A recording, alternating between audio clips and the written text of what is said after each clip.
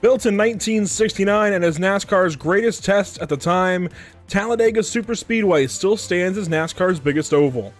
2.66 miles in length, it'll feel like there's all the room in the world one moment and nowhere to hide the next as the big one unfolds.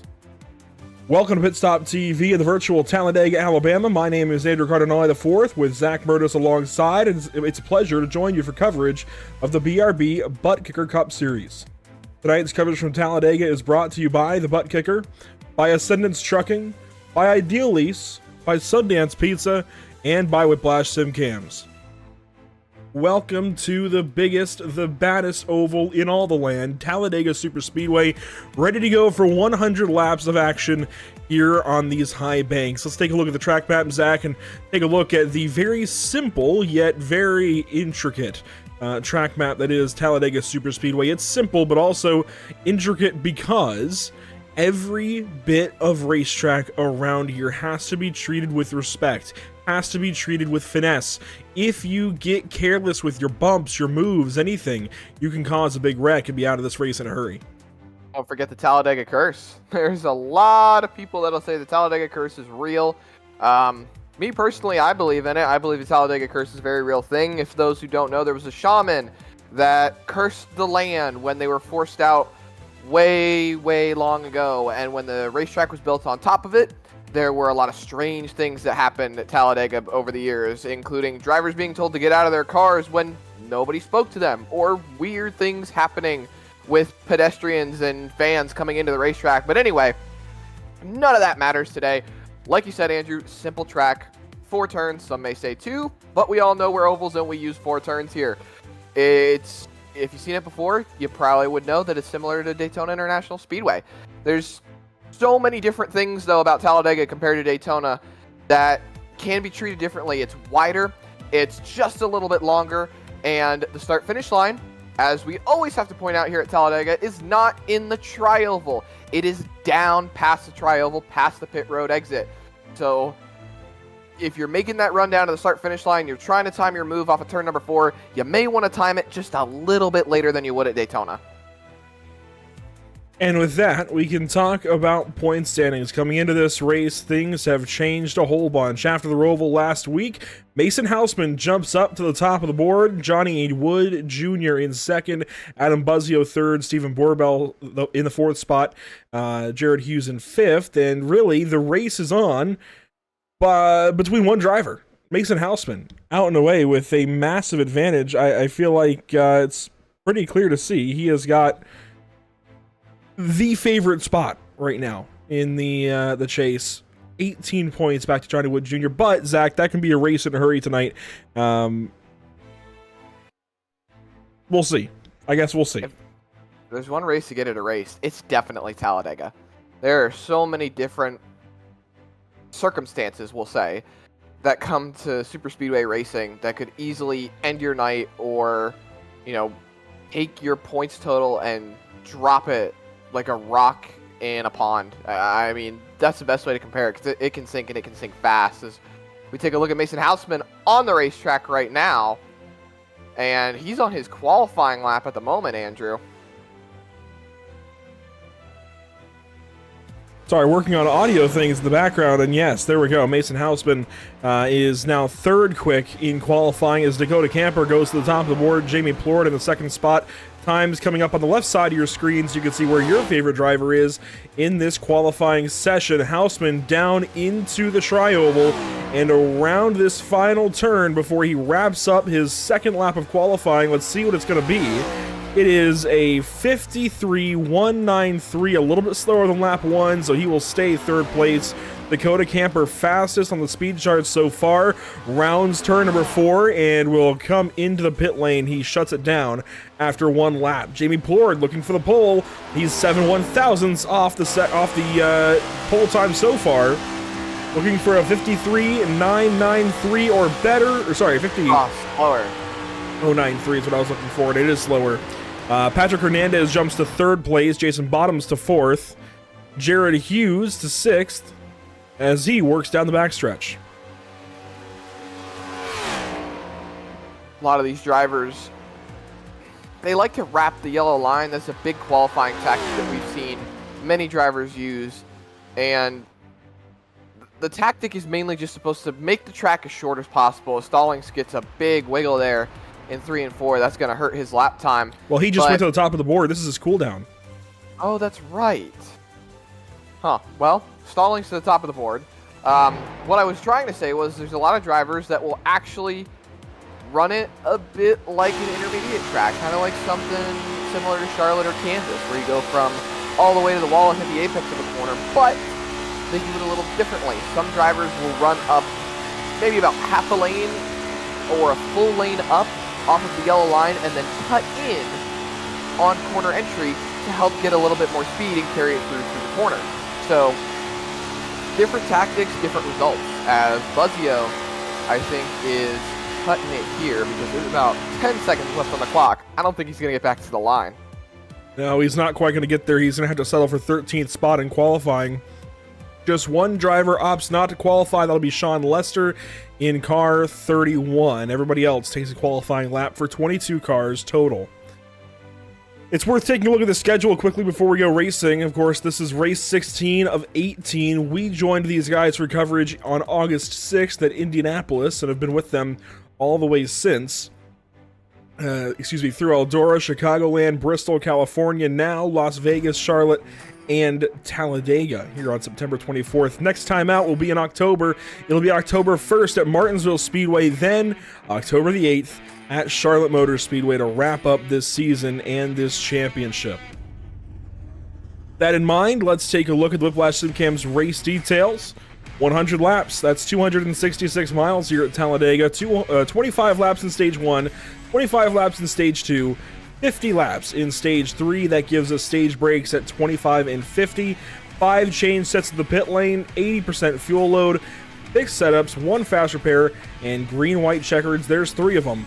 We just might use them all. Now, these first 2 stages, they'll be straight up, just run to the end, no pit stops needed. That third stage, rather, we'll see 1 pit stop needed at some point in the running. Let's take a look at the Whiplash SimCam's, or rather CC's Business starting grid. Down on pole position, it's Dustin Stallings in car 0. Dakota Camper in car 3 will start from second. Starting 3rd and 4th, it's Jamie Plord, a non-chase driver, alongside Johnny Wood Jr., who enters this race 2nd in the points. Starting 5th and 6th, you'll find 2 non-chase drivers, Patrick Hernandez and Jason Bottoms, before we meet our points leader, Mason Houseman, in car 78. Jared Hughes will start from 8th spot, and to complete your top 10, it'll be Isaiah Sutherland of the 24 and Cody Dorsey in the 12.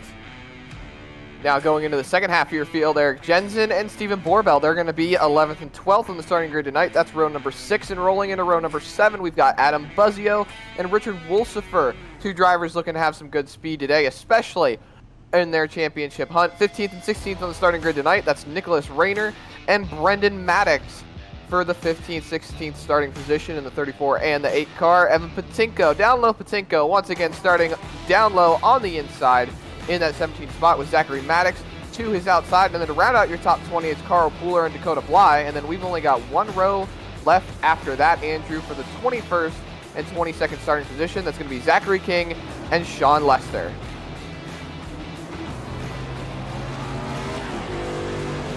"22 cars in all, making up our field this evening. A little bit light on cars compared to what we saw at Auto Club, but this is a good number for the series. A lot of drivers coming out from all walks of life and all walks of sim racing. And we're going to see them all clash on one of racing's greatest, largest stages, the 2.66 mile Talladega Superspeedway. Down the Alabama Gang Superstretch they go. Lined up, ready to go racing. Zach, this is a special occasion in any racing league.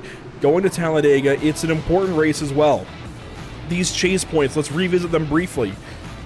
Boy, with stage points on the line for the entire top 10, you can go, if you're Buzzio here, from being 28 back to being 8 back. If you're Johnny Wood Jr., you can potentially take the points lead. But you've got to maximize stage points and hope that Mason Houseman does not. You've got to go for all these stages are worth. And if you ask Mason Houseman, he talked about it on Sunday on the Icon broadcast just a couple of days ago. He's not necessarily looking for those stage points. This might be an opportunity to capitalize. that it is. But you also got to remember, Andrew, not even discounting the stage points. Let's say Johnny Wood Jr. maximizes stage points and he gets himself what would be a 2-point cushion to Mason Hausman. What if Hausman finishes dead last? That's an extra 22 points if we're putting a point per position. So that could really catapult anybody at the moment into a better position. Look at Evan Patsinko. He's 73 points back. He gets 20 points. He could jump up 2 positions, gets another 20 points, jumps up another 5. Let's see what we've got in store this evening from Talladega Super Speedway into the Geico Restart Zone to get this race underway. Thanks for joining us at Pit Stop TV. It's the Race Control Appreciation 250. We're green flag at Talladega.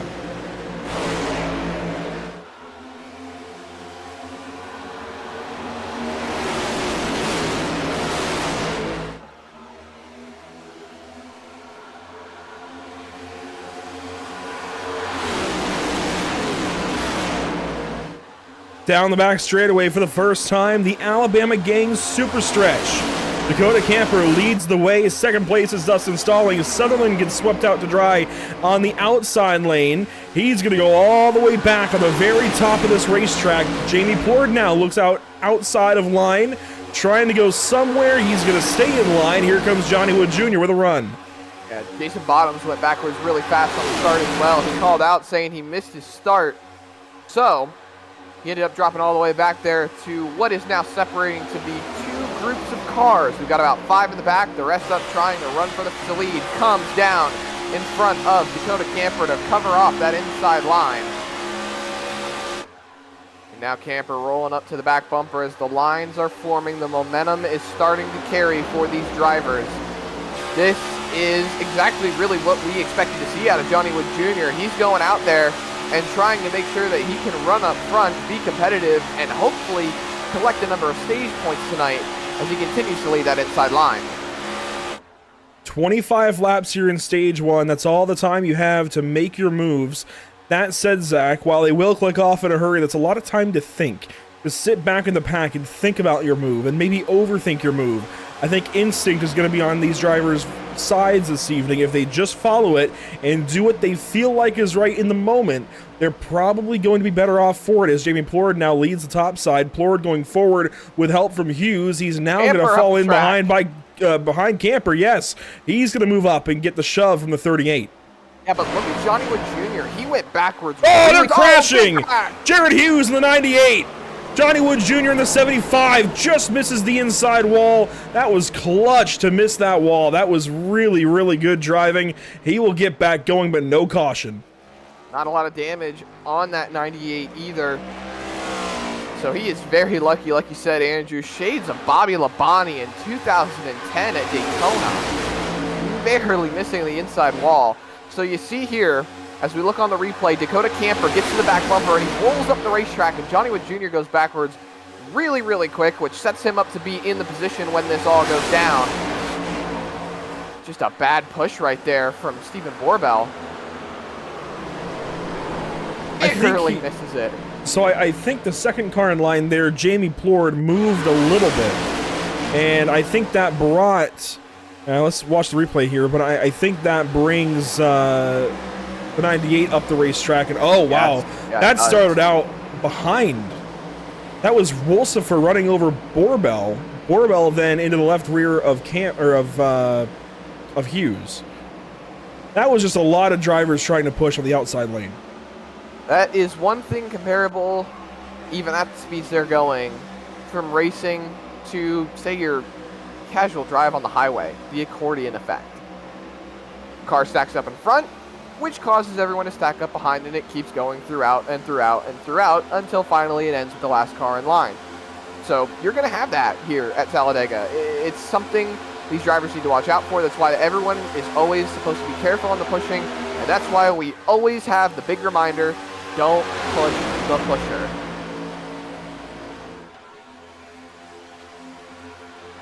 Lap 5 now of 100. Richard Wolsifer has gone down to the inside lane, now pushing Dakota Camper in the 3 car. Isaiah Sutherland has taken the race lead with help now from Brandon Maddox. Brendan Maddox, rather, going to get help from his brother Zachary and go to the race lead on lap 5. So now car 8 to the point. It's a popular phrase here in Talladega. That it is. To the point. Car number 8, but now car number 24, Isaiah Sutherland. He's going to put that car out in front. That's also been a relatively popular phrase in Talladega over the years. Car 8 to the front, car 24 to the front. Yeah, we've heard that a lot. Dale Earnhardt Jr., Jeff Gordon, a lot of famous drivers that have been able to win at this track. 2 of the most winningest drivers at this track, actually. So great to see their numbers being well represented as Sutherland goes up to the top to block the run. That is what I like to see at Talladega. Everyone tries to be secure on the bottom and just roll with the punches, but the top line gets momentum. Look at the distance he has to Dakota Camper. Big wiggle though from a almost right rear hook on that 24 car though. Yeah, he got shoved out there by the 8 of Maddox, and Maddox just about got him sideways. Now, it'll be important to watch over the course of the evening who is where as far as the chase goes. The white number boxes, those are your chase drivers. The red are your non-chase drivers. We see a lot of chase drivers sitting back as we go 4 wide in the main pack up front. Wow, wow. Patrick Hernandez all the way to the outside. Oh, Pooler almost got hooked there. I don't know if you saw that, but they actually managed to keep it clean. That was some heads-up driving. He almost got right rear hooked. Keeps it rolling. We're all said and done with that mess. Everyone's starting to get single file. And Isaiah Sutherland, who was leading this race, fell all the way back to 9th. But that's another thing that we'll see here at Talladega. We're going to keep going over these common occurrences because they're just going to be what keeps on happening as we get a big split through the middle here. But you can easily drop in the span of a football field from first to dead last. It's possible as Sutherland now tries to go back to the front with Hughes on the back bumper and Pooler going with him. Wolsifer got in the left rear of Zachary Maddox there for a moment, got him a little sideways, now falls back. Sutherland up top. He's going to have help from Plord. He's going to have help from Pooler as Zachary Maddox gets Brendan Maddox a little squirrely. And now Zachary's going to fall back. That's the non-playoff brother. And we'll go 3 wide of the front. Plord and Pooler on the top side. We're going to talk about another common occurrence here. What do you think I'm going to say, Andrew? Where are these guys going when they get stuck in the middle? The sucker hole. The sucker hole. Sutherland goes all the way to the back again, and Maddox has to fall in line on the bottom. As we almost had a wreck back there, I thought Sutherland was going to go around, but it looks like they get it all squared away. He's slotted right in front of Patrick Hernandez, and now Wolsifer going for the race lead. Richard Wolsifer going for it here early. It's only lap 9 of 100. We've got 2 packs. This is the main pack leading your top 11. Then, in fact, we've got them about split in half, 11, 10, and 1, because there's that one car with no draft of Jared Hughes. 11 cars in this main pack. Richard Wolsifer leads them all through the tri-oval and down to the start-finish line on lap 9. He has got the advantage with help from Carl Pooler, his teammate. That he does. And you brought up Jared Hughes. Jared Hughes is at risk of going a lap down here. They are catching him very rapidly. He's sitting about 15 seconds in front of the main pack. So they'll end up catching him before the stage ends, and he'll be able to be that first car 1 lap down. However, he needs to be careful racing with the pack, because if he gets another incident point while the wreck is taking place, he's not going to be able to get the free pass on the caution flag when the stage ends, or if the caution were to come out before the end of the stage. There's the pack. Oh, caution! Caution on the speedway! In the back, Nicholas Renner, Cody Dorsey, and more. Dakota Bly involved. This is that pack I was talking about. We were getting ready to show them. They were their secondary pack running on their own, more or less, and you would think they would be running safely in a single file line or something, but apparently that is not the case. A crash back here. Nicholas Renner was caught on the outside in the 34 car, and wow, something happened way back there. So that's Renner up top, and that's Dorsey down low, I believe, in the 12. No! Oh my gosh, Renner just turned left.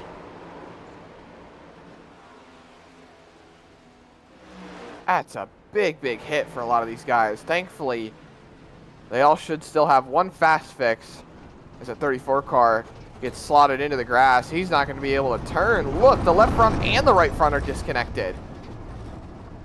No steering left for the 34 car. He had a moment here. That was Buttkicker he had a problem with. So he gets into Buttkicker. And I want to see that one more time. I want to see that back from his onboard. He's trying to side draft the field, which there's no point in doing, first of all. You're back here as the second pack. And he's side drafting so close on Buttkicker that he nearly wrecks him.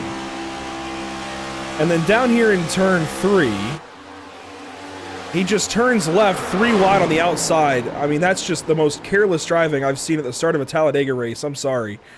I just can't imagine if he thought he was clear or not, because even the spotter should tell you 3 wide there.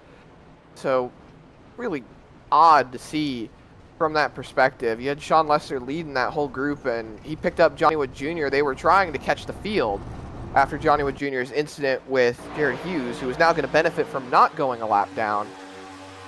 There's a contact with Buttkicker. Buttkicker does a great job of keeping that car under wraps and not losing it. There you see him falling back in. Then they're 3 wide now. And then, goodness, wide just tries to make it through and gets hooked. The good news is these drivers have a fast repair. The bad news is, I think they had to tow. I think Dorsey had to tow anyways. There's Renner, Dorsey. No, he was able to continue on. Dakota Bly, it looks like, was able to as well. So they at least will get back to the pit lane and take their fast repair and be on their way. Unfortunate stuff going on here early. Now, a pit stop, as I mentioned earlier, is not needed in this opening stage, so they can just run under this caution, save some fuel, and make it to the end easily, which I think is what most drivers will opt to do. The first driver that pitted was Dakota Camper. At the same time, Zach, you could come in and get tires, and you'll have a little more grip to make some daring moves if you need to. But that's about all you're going to do. You might tuck the spoiler a little bit more out of the air with some more rear end weight, but that's it. Do you really want to take tires, though? Tire wear is not a major thing, as we've always addressed at super speedways like Daytona and Talladega. Atlanta, it's a little more common with just the style of racing that track has become. However, I think the only benefit that you would get from taking new tires is that the tires would be cooler. Cooler tires help with a faster lap at Talladega and Daytona, so it might be a slight benefit, but I don't see the major gain to taking 4 tires right now, as these drivers will be choosing this time by. An opportunity to choose for these drivers as they come by the flag stand.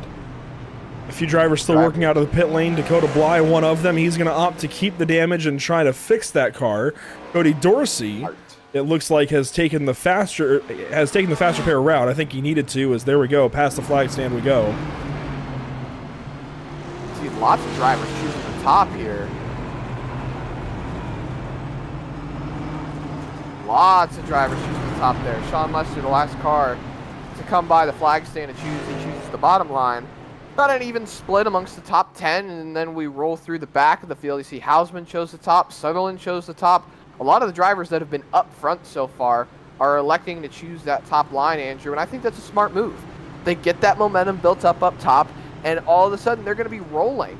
It's the new style of racing that we see with this next-gen stock car, and then look at the rest of the field. There you see it. Everyone just decided that the top line would be the beneficial move. I think you're fine on either line. Really. I mean, it's Talladega. I think you can get another line and be just fine. Doesn't matter if you're high or low. Really, in my opinion, in my experience, and everybody's experience is different. Everybody's got different mileage. But in my personal experience, the most that you're going to decide by choosing here at Talladega is who you're working with from the get-go. And that is important. There is some stock in that. In this case, if you're the Limitless Esports drivers of Richard Wolsifer and Carl Pooler, you want to line up together because you can control this restart and get out to an advantage potentially. And same thing for the Maddox brothers up top. So they've each done that nicely.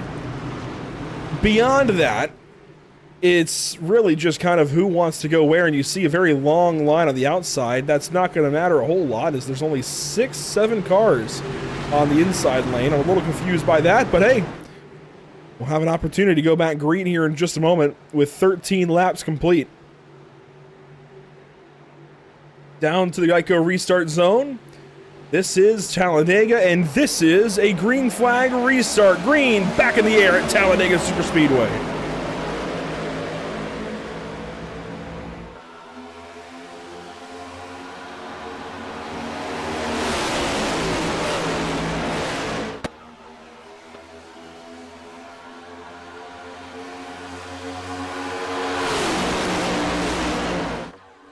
Flying back through the gears and now down the Alabama Gang super stretch. This longest straightaway in NASCAR, at least on an oval. To the high side, the momentum goes as both the Maddox brothers are out in front, clear by both lanes. Gotta be careful though, Zachary was on the left rear of Brendan there big time as Sutherland goes down to the inside and will now control that inside lane, bring Wolsifer to him. But Zachary is pushing really aggressively here very early in this race. You gotta be careful. We only have 22 cars here, and you could say technically we've got 44 with the fast repairs, but you don't want to wad anybody up early in this race. You don't want to cause a big crash early. You want to make it to the end, right? The aggression level is a little higher than I would have expected from some drivers, lower from others, which is a good thing. We want low aggression here early, get through the stages, get to the end of the race, then fight it out. You're not wrong, as these drivers continue to push on. I mean, we'll take the highlight reel, we'll take the excitement, the crashes and whatnot here early, but we want to see everybody go to the end of the race and then fight it out for the win. We don't want to see a crash early, take out 10 of these cars, and everybody have to race on pins and needles for the rest of the show, and then we certainly don't want to see a crash after that. So we just want to see these guys be able to race over the course of this race. And again, oh man, Zachary Maddox is scaring me. Just a little bit. I'm right there with you. I'm seeing a little bit of too much moving around. That's where I draw the line. Don't move around too much. You stay on the bumper, but at the same time, it's hard not to, mainly because it's like a, what's the best way to explain this? So if you're driving down the highway, right, and you come up next to a semi-truck, most of the time when the semi-truck passes you, you're going to feel a little bit of a pull, right? That is kind of what these drivers are feeling. That's what they usually feel when they're sitting behind someone. They feel that pull shifting them around left to right, and it makes them hard to hold that line to be able to keep the car in check so that they're still being able to push and keep the nose square on the bumper. So that's a big thing you've always got to remember when it comes to pushing, and just, you got to hold it as steady as you possibly can. Move with the movement. Follow the car. Keep those eyes glued to the bumper. And for all of my karting buddies out there, I'm sure everyone learns that there. Just keep those eyes glued to the bumper when you're following.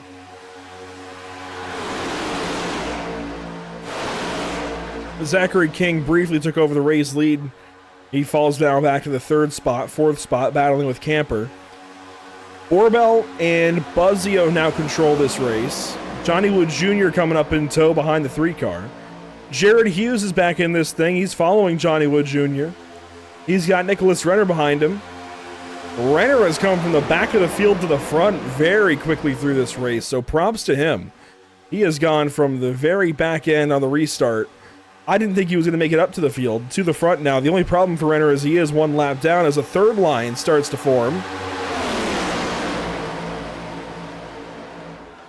And that is led by Eric Jensen and Isaiah Sutherland. So Jensen, who's usually very quiet in this series, is moving forward on the very top side. He's going to get blocked. Johnny Wood Jr. goes up there in the 75 car. There's that aggression wide, again. 5, 6 rows deep. When did this happen? How did these guys start coming into play with a 3-wide race? There's too much going on here, Andrew. There's too much for these guys to be racing 3-wide right now. It's stage 1. I think this is great.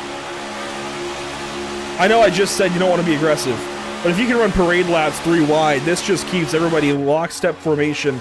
I think this is cool, but you do have to be very careful. You can run 3 wide like this, you've just got to be oh so careful of bumpers and quarter panels and doors and whatnot. You don't want to side draft in this situation. You just want to focus on the car ahead of you, maybe a couple of cars around you, depending on your situation. You've just got to be careful, and now the top side is starting to dematerialize. They fall back a little bit on this lap and fall down to the 3rd row or so. Whoa! That was a move from Camper. He was clear to do it, but it looked a lot closer from the TV angle.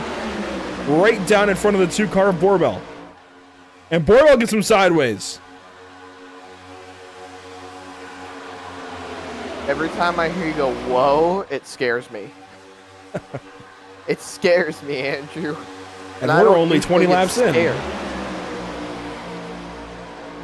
Oh my goodness. So it looks like everyone's starting to get single filed out. You know, Camper, Borbell, Buzzio, and King.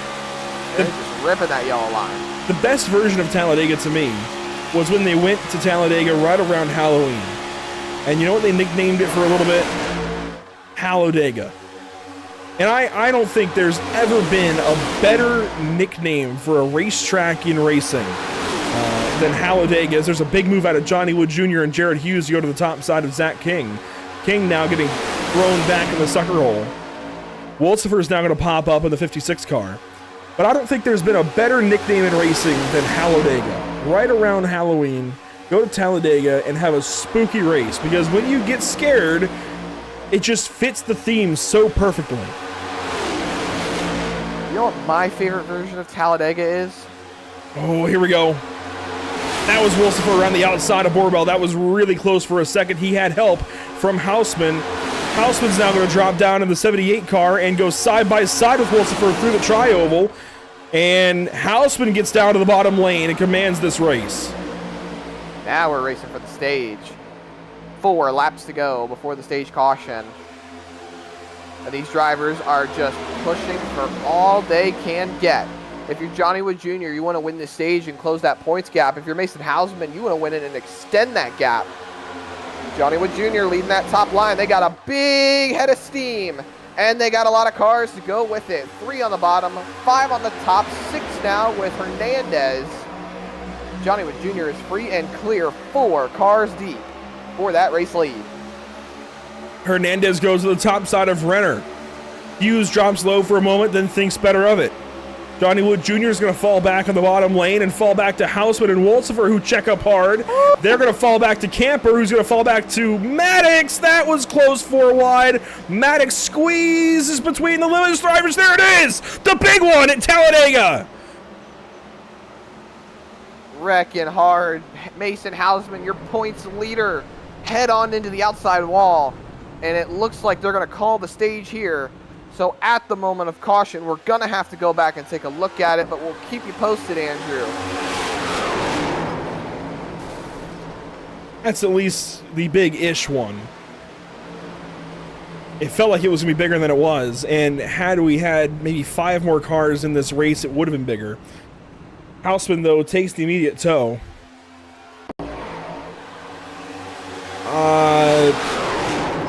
That was just a case of one driver trying to follow a run that he had. And there wasn't really room for it.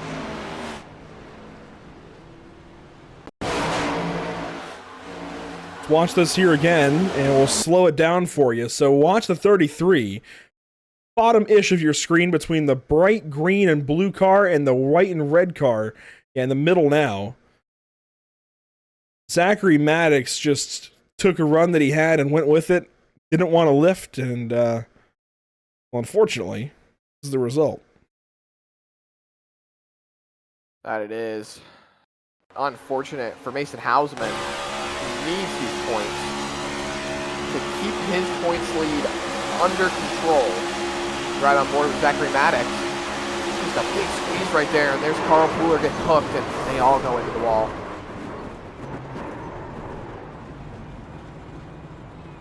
Self-preservation, it will go a long, long way. And in the moment, it's easy to not want to lift.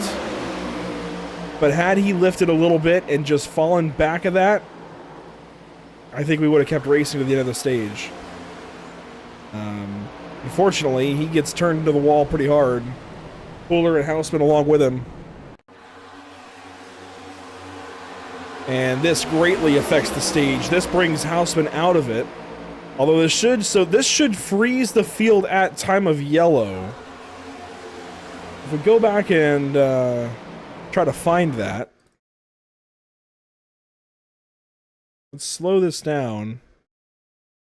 The caution light right there in frame. This should show us nicely. We slow it down. When the caution actually comes out, it is right. Wait for it. Goes out of frame. So by this point, the caution is not out just yet. We can look around the field a little bit. And I think there's going to be 10 cars ahead of Houseman. My point here is Houseman is not earning stage points because he's been taken out in this crash quite largely. It could be a little hard to show you exactly the 10 cars, but maybe this will. Well, more or less. Yeah, you can definitely see 10 cars here. Hang on. I have the teleprompter. Use that. We've got 1, 2, 3, 4, 5, 6. We'll skip Renner. He's a lap down. 7, 8, 9, 10 cars, Zach. And for the points leader in points implications, that is big. Johnny Wood Jr. should pull some points on Mason Houseman from this stage. So much to take away. And we've got multiple drivers with black flags right now.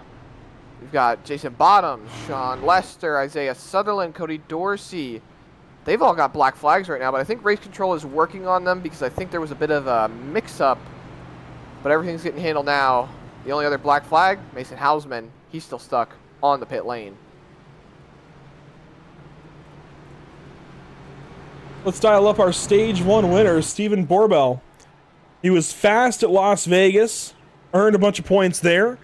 A little bit off at the Roval last week, but Borbell, you're going to open up the race here at Talladega with a stage win, a whole bunch of points. That's going to help you big time in the chase. How does that feel? Yeah, it feels great. We're working really well as a team so far, and unfortunate incident on lap, I don't know what that was, 3. There was just too much pushing going on behind me and was not ready for it kind of deal. But no, Jared and Adam and I, and we're getting all lined up and working together well, so it's been fun. Obviously, those points are big time helpful. Does this change the game plan for you the rest of this race? Does it ease some concern maybe? Or are you still trying to go out there and get all the points you can? Oh, yeah, and definitely getting as many points as I can. You run the risk of getting involved in something and whatnot, but these points are on the table, especially I believe Mason was involved in that one. So trying to get as many points as possible that are on the table and close that gap is the ideal. Yeah, here are no stage points in that from what we can tell. Unofficially, of course, but right. You earning that 10-point bonus is going to move you to about 22 back of him. That certainly brings it much more manageably within your reach, or more or less. Is there a specific, I guess, game plan for you and the team when we get down to the wire here, or is it you guys trying to learn that one on the fly? It's going to be a little bit on the fly. Obviously, if we can stay up front, we're going to try to do what we can to stay up front and stay out of any incidents that go on behind, because once you get in the back trying to make your way up to the front, it gets really difficult. You get involved in something. So if we can stay up front and stay out of things, I think that's what we're going to try to do. And then during that last stage, if it runs green, who knows what's going to happen. So we'll see here. Congrats on the stage win. Best of luck. Thank you, guys. That's Steven Borbell Jr. And boy, that is a big-time stage win for him. A lot of stage points to go around, and to get those early is important.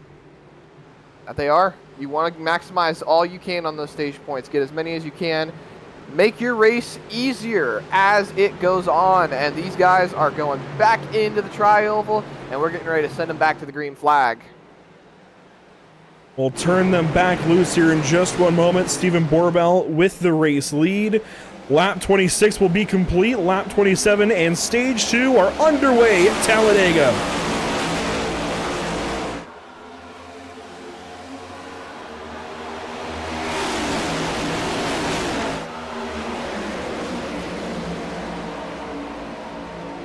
You see the top 4 cars get single file. Borbell, Hughes, Buzzio, and Johnny Wood Jr.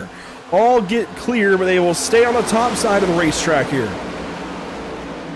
Top lines build momentum. It's what we talk about, Andrew. That's what we want to see these drivers doing, is finding where they can gain the most speed, put themselves in position to be able to take on the challenge of leading here at Talladega, as Hernandez leads that bottom line. He's trying to propel them back to the front. Looks like they're going to stall out just a little bit. He's got Stallings right behind him. He's trying to lay into that back bumper. Now we ride on board with Buzzio. He's on the back bumper of Hughes as they pull around the top line. Lap 28 underway, and these drivers are still not holding anything back. There you see Hernandez on the inside of Buzzio. He's going to fall back. Now the top side just a little too strong off the corner. And of course, the top side of the racetrack is always going to have that run. They always get that run on the straightaways. It's a wider corner radius. They're moving just a little bit faster by the time they hit the straight. They don't have to be bunched up so much in the corner, but of course it is the shorter way around the racetrack on the very bottom side of the track. So through the corners, the bottom side gets that advantage. You can make moves by going bottom in the corner, top on the straightaway, if you play it just right. That's a big if. It takes a lot of finesse. I'll agree with you on that if, but one thing I'm looking at right now, look at all the red we're seeing inside that top 10 as Buttkicker goes purple that time by. We've got 7, actually count it 8 now, drivers inside the top 10 that are all chase contenders. The leader being Patrick Hernandez, not a chase contender, and Sean Lester, who's finally made his way up inside the top 5 after hanging in the second pack most of the race. I just spoke with him, actually, while you were talking to our Stage 1 winner. Told him he needs to get up there. He needs to start racing with these guys because super speedways are where he usually shines, and now he's out here running inside the top 5. Now he's up to 4th. And I saw one car in the background that makes all the difference to all of these drivers during this stage. That is Mason Houseman back here in the very last position, 22nd of 22, running 2 laps down. That's the largest deficit we've seen anybody have under green. That is a big deal for Houseman and for everybody else. This is all kinds of opportunity now for these guys to go up there and get all the points they can get before he's back on the lead lap. But even when we end this stage, he might not be on the lead lap then. He might be a lap down going into stage 3 if this thing goes green. Here's the other thing, Andrew. He didn't take his fast repair. He sat there. Oh, yes, he did. He did? I could have sworn he did. He had the tow. Oh. Yes, he very much took it. He had to take the fast repair. He towed for 4 minutes. Well, I thought he was sitting there getting damage fixed. I did not think he had towed. So that, oh my goodness. Well, at least he doesn't have to worry about damage anymore, but the thing he does have to worry about, he needs to be cautious to get back on the lead lap. And to your point, Andrew, there's a possibility he might not even get stage points now. Oh! He's at it! Johnny Wood Jr. Oh my Carl gosh. Pooler, Whoa, Sean Lester trying to get back on the racetrack. Dakota Camper in the middle, Eric Jensen in the middle. They finally sorted out. Zach King moves by. Sean Lester's going to fall back a little bit. I think he's saying, all right, Zach, I had my fun. I'm out of here. Oh my goodness. That was... Oh man, I'm getting really scared this whole time. This is getting to be... Woo! It's getting nuts, Andrew. Go back and see what happened here on the back straightaway. Oh, wow. Sean Lester moved down. Carl Pooler got on his right rear.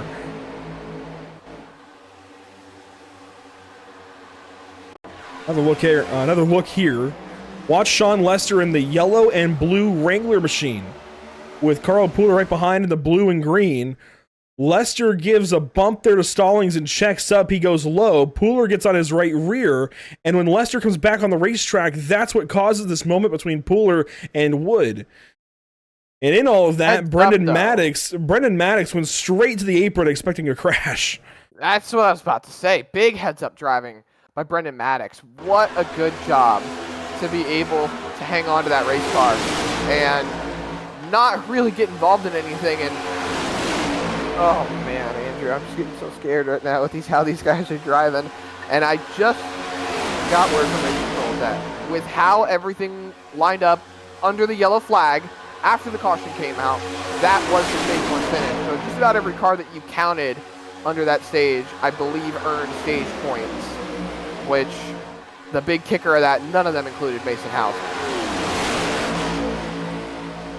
Yeah, unofficially, he's going to go out of stage 1 with no stage points. And you know what, Zach? If this thing does go green, like I say, he's going to be 100% another lap down. So he'll be 3 laps down and very much out of this race for the short term, as Borbell has a run here with help from Hughes. He'll take over the race lead, Buzzio to 3rd. But Houseman's in a lot of trouble. What was it that Kyle Busch said? It doesn't matter how much you save, because there's always going to be a green, white, checkered. Now, saving, for all intents and purposes, does not apply here because there's no tire saving needed and whatnot as these guys scramble around back there. But there's always the potential that green, white, checkered will happen, and it could help Mason Hausman get his laps back. Sean Lester is up on the top line, Patinko on the bottom. Lester gets left all by himself. That CPR car going backwards as Evan Patinko tries to go forward on the inside. Look at Wolfenfer going to the top. Patinko has a big wiggle from a push right there. I was going to say, did you see his hands move around in a hurry? He's going to get all in the back of Jamie Plor to get the 38 squirrely. These guys are hitting each other hard. And they say racing's not a contact sport. Limitless Esports back to the front of the field. Wolfenfer and Pooler controlling the race. Well, Isaiah Sutherland moving up the racetrack, and I think I hear Mason Houseman. No, that was somebody else. That's Dakota Bly going a lap down here in a moment. He is off the pace with damage. That's going to hurt Hausman further. There's the leaders. You saw them at the tail end of your screen right there. There you see them. The pack is coming. And that's going to hurt Hausman because that's going to put Dakota Bly in for the free pass position, which means Hausman will have to pass him twice before lap 50 as Dakota Bly moves below the yellow line and lets the leaders go as they are 3 wide for the race lead. Sutherland now jets out in front, back to 2 wide. Now they're starting to calm down a bit. Now they're starting to play it safe, but now Dakota Bly is officially 1 lap down. And he went a lap down in a hurry. He's a little off pace with a lot of damage. Sutherland makes a big move. He goes straight up to the top of the racetrack. He's going to get help now from, that's going to be Borbell in the 2 car. Borbell on his right rear. Sutherland goes low. Borbell, Hughes, and Buzzio, your top 3 Fords in the very top lane. They're going to move by and now control this race with Carl Pooler in 4th, Richard Wolfenfer in 5th. Johnny Wood Jr. 6th, Sean Lester 7th. Your top 7 are clear on the top side of the racetrack here at Talladega. You know, Andrew, I've always wondered when it comes to different leagues and different series that race here on the iRacing Sim, when they come to Talladega or when they come to Daytona, when they come to these super speedways, I wonder if they try to do any sort of manufacturer alliance. Fords pit with Fords, Chevy pits with Chevy. Sometimes Toyota and Chevy will pit together. Sometimes Toyota and Ford will pit together. You guys all just work together as now we're fully single file along that top line, getting that air bubble effect right off the wall. Now they're moving down again. Everything's switching up. Zach King went all the way down to the bottom of the racetrack trying to find something here. He's going to bring Isaiah Sutherland, and they're going to try and go forward. Oh, Sutherland gets him a little squirrely, but everybody lining up on the top side of the racetrack. You don't see this much on iRacing. I love when this happens because this is relatively realistic to what these guys try to do in the real world. You don't see it as much now with the next-gen car, but it can still happen. The single-file liner on the top of the racetrack. Lester moves out of line. That's Jensen and King in the background, and there goes Carl Pooler in 4th. They did not. They did not sit around for long. No, they did not. And we are not even at 10 laps to go in the stage. These guys are really going after it. They're going for all the marbles right now. I'm not sure what we're going for just because it's still time to go in the stage, but you got time to get those stage points, Andrew. Plenty of time. Sutherland finds a place in the line. He gets in behind Evan Patinko. Patinko in the 9th spot. And now moving forward as the top side gets a big run on the Limitless cars down low. Pooler falls back. Wolfsfer falls back. And now Port is the 1 car down low. The top side is really strong here if you get enough cars. That it is, and I think Floor's going to try to slot in line in front of Lester. It's not going to happen. Pooler's going to shut the door as well. Now the top 3 cars are starting to drive away. One thing we've also noticed in these next-gen race cars, Andrew, is that the tandem draft can work. And about 3 to 4 cars, if they stick together, can pull away from an entire pack. So it's full well possible that if the right cars get hooked up, they could start driving away as Sutherland, once again, tries to make the bottom work. Lester's coming down to work with him. That's 2 Chevys on the bottom now, trying to move forward. They can catch a little bit of draft here from the cars poking out a line off the top. So that's going to help Sutherland with his side drafting and moving forward. He's got Lester with him, so he's got help in front and he's got help behind. And there we got 2 lap cars up in front. One of them being Mason Hausman. The other being Cody Dorsey at the 12. That'll be another car that goes a lap down that Hausman's going to have to pass at some point. It'll be 10 laps to go in the stage this time by, you know what, we haven't, oh, Lester in the wall. Bounces off and keeps rolling. You know what we haven't talked about yet? And it's not the biggest deal here at Talladega, but weather conditions. 78.5 in the air, 93 degrees Fahrenheit on the track, and sunny.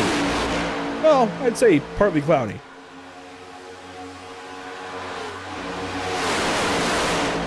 Here comes Cody Dorsey, about to go 1 lap down. He will stay down low on the very bottom side of the racetrack, just like his teammate Dakota Bly did. And there goes the field, right on by.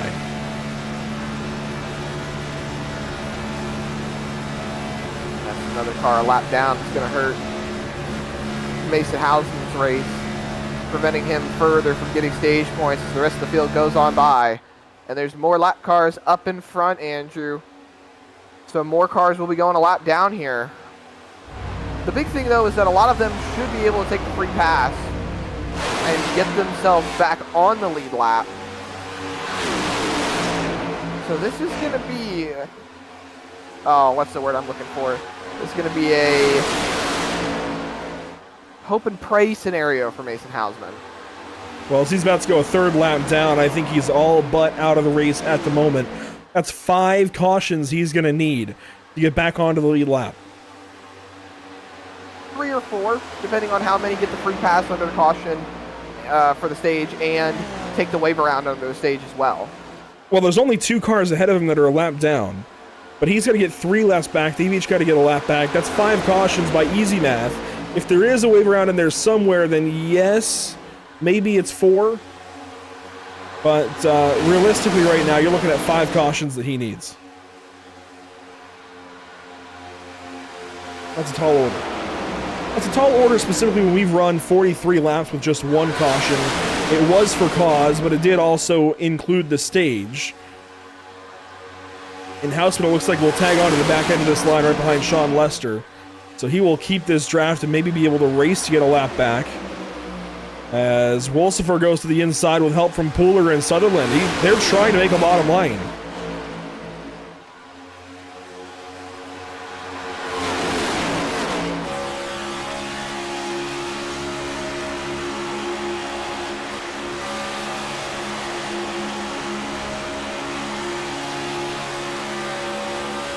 Who sat down and found out the top side was faster?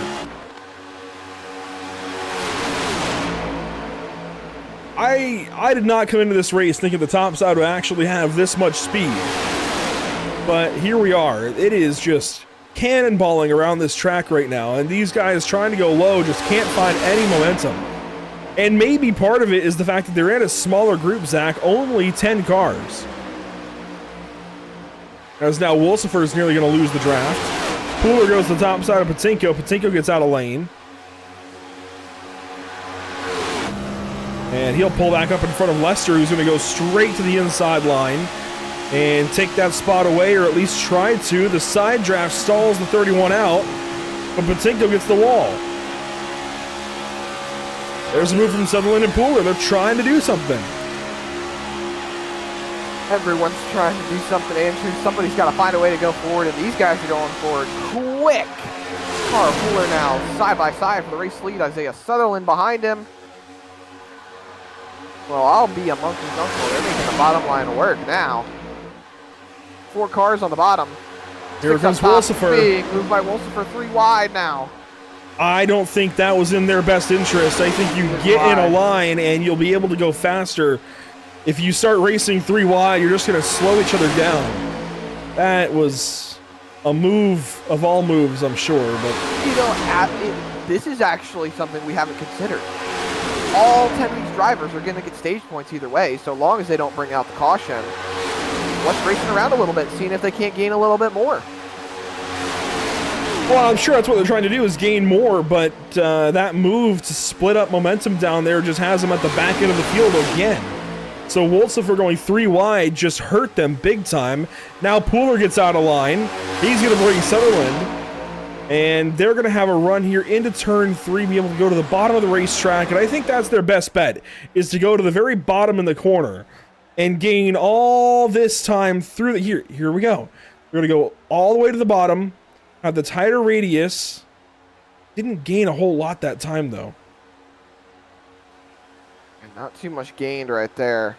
But I think that's their best bet. Stop worrying about the side drafts and just run the very bottom of the racetrack. Because through the tri-oval, look what they gained. Well, and look at this, Pooler. He's going to nose ahead for the race lead just by running the very bottom. The top is hard to work against, but if you just run the very bottom and hold to it, I think you'll be okay, and I think we could have a 2-line race again. yeah, but look at them just shuffling around back there. Sutherland, big wiggle off of turn number 2. That cut their momentum big time. The momentum is already built on the top line. It's working for them. And they have the car count to stick with it.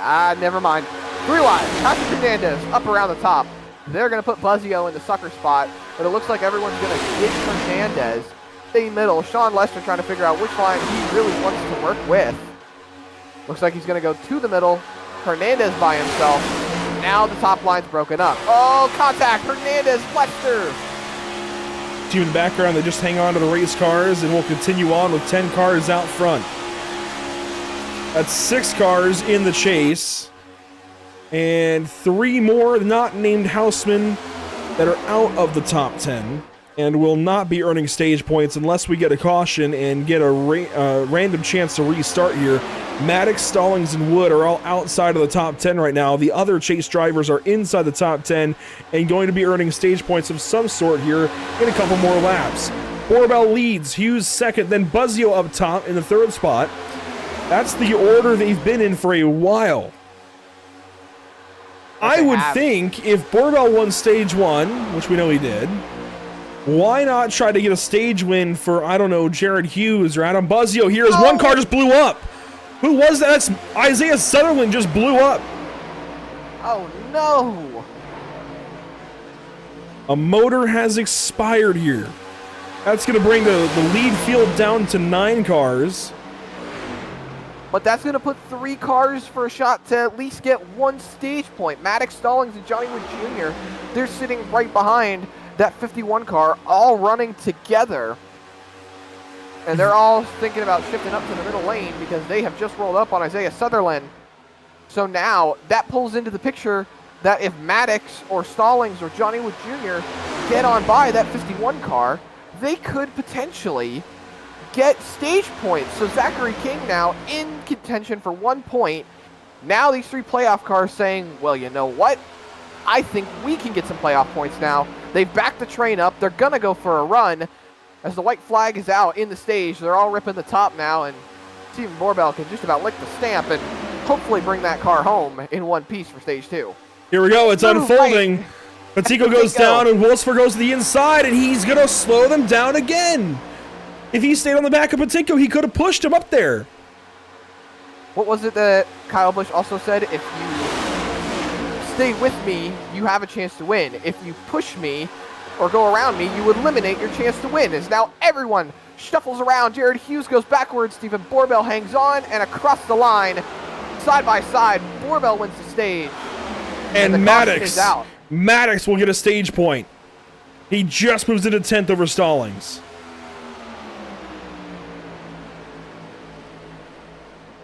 So Borbell wins the stage again. He's going to sweep them here at Talladega. That's rare. That is very Great. rare. So unofficially, Borbell is going to move from 32 back to 12 back. Oh, boy. He could walk out of here ahead of Mason Houseman. So, let's go off the running order that we have right now. Let's go off the running order at the moment. Mason Houseman currently sits, for lack of a better term, he sits dead last. He sits 22nd. So Stephen Borbell leads the way right now. So he's about 21 positions in front. So that's 21 points. Take away 12. So that's going to be, if I do my math correctly, a 9-point advantage over Mason Houseman. Correct me if I'm wrong. As they run. And Mason Houseman is now the 4th car 1 lap down, as Isaiah Sutherland is a lap down. That's now 6 cautions he needs. This is one of them. That's just to get back on the lead lap. That's not even to race for anything. It's trouble time in the kingdom for Mason Houseman. And he had an opportunity at Charlotte, at the Roval, to dominate a race and walk away with max points, which he just about did. He was the best car at the Roval, won the race, went back to victory lane, made up all those points that he lost at Las Vegas. But now, if he ends up losing all these points here at Talladega, he's right back in that same position where he's going to make everything up as quickly as possible at at Martinsville next week. And who knows what's going to happen at Martinsville? Who knows what's going to happen at Martinsville? Truer words have never been said. Pit stop's underway. Borbell leads them into the pit lane.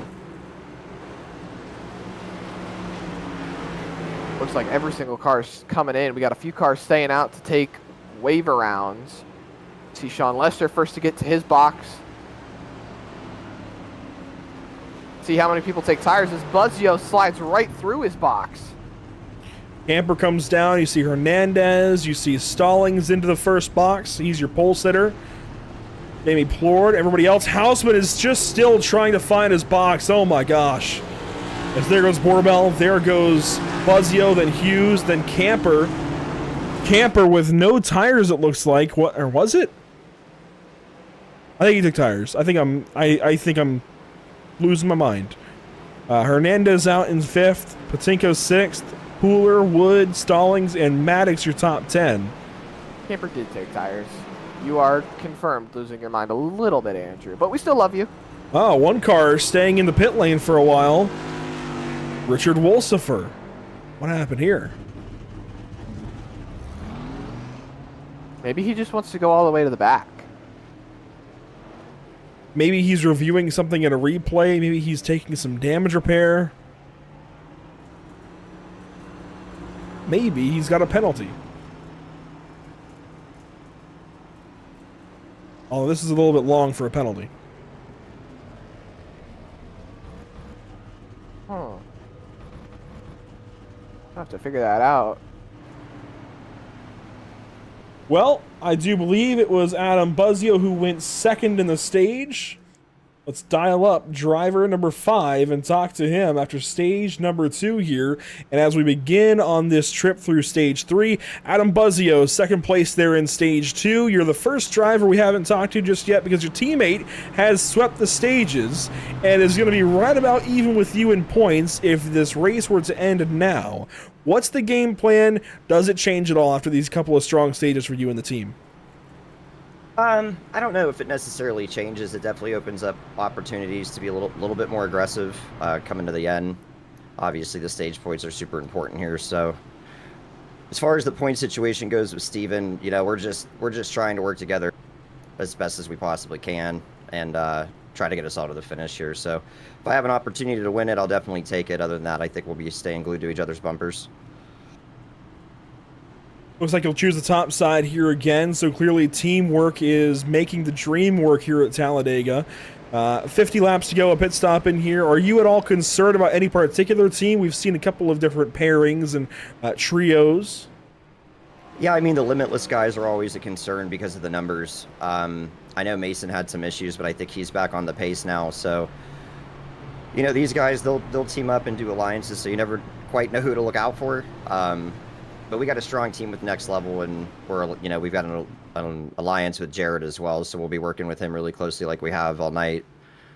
Hopefully we could just be the fastest team and come out on top with all the wheels on her.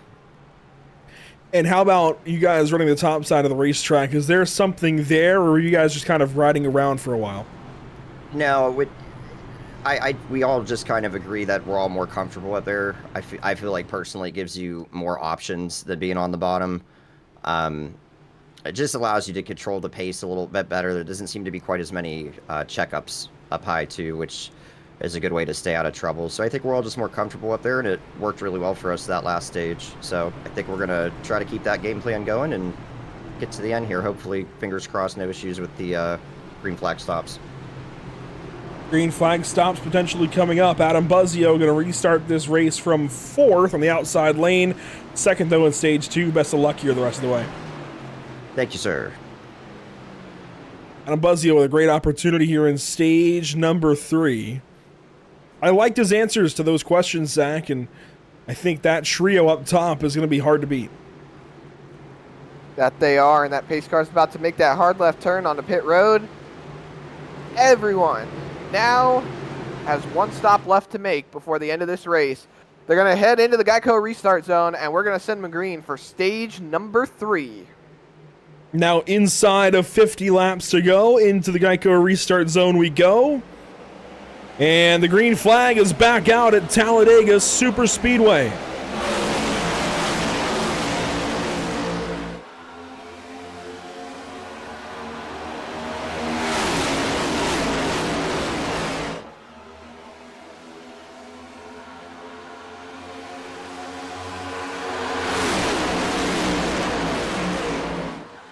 Flying through the years and down the Alabama Gang super stretch. The bottom side is strong here on this restart.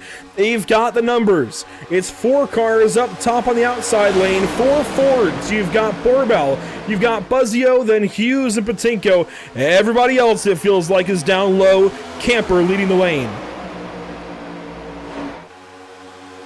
A lot of shuffling around. Everyone's looking to get back to the bottom line. We've seen 2 more cars drop into the bottom. So that's less cars up top now. I say that, we've got a couple of cars now moving up to the top. Zachary King, Sean Lester. They'll fall right back in. Wolsifer still on the pit lane. Yeah, Wolsifer with problems here. Might be something real life related. He's still in the pit lane now, 3 laps down. Limitless Esports is not liking what they're seeing here at Talladega this evening. Boy, this is almost... What is it? DEFCON 1 is the worst, I think, because the small number is worse. I think that's how it goes. This is a bad situation for Limitless Esports. That leaves one of their drivers in the running. That is Carl Pooler, who currently runs 5th. Right you are. Now they get side by side for the lead once again. Borbell thought about going down to the bottom, but it looks like Dakota Camper's going to get there, but Buzzio pushes him right on by. Now Buzzio clear ahead for the lead once again. And Mason Hausman has now moved into the 21st spot past Richard Wolsifer. So that's an extra point that he gets back. So put him 8 points out from Stephen Borbell. Any point you can get is a point earned by these drivers. As Hausman's now looking to go and get his laps back the hard way.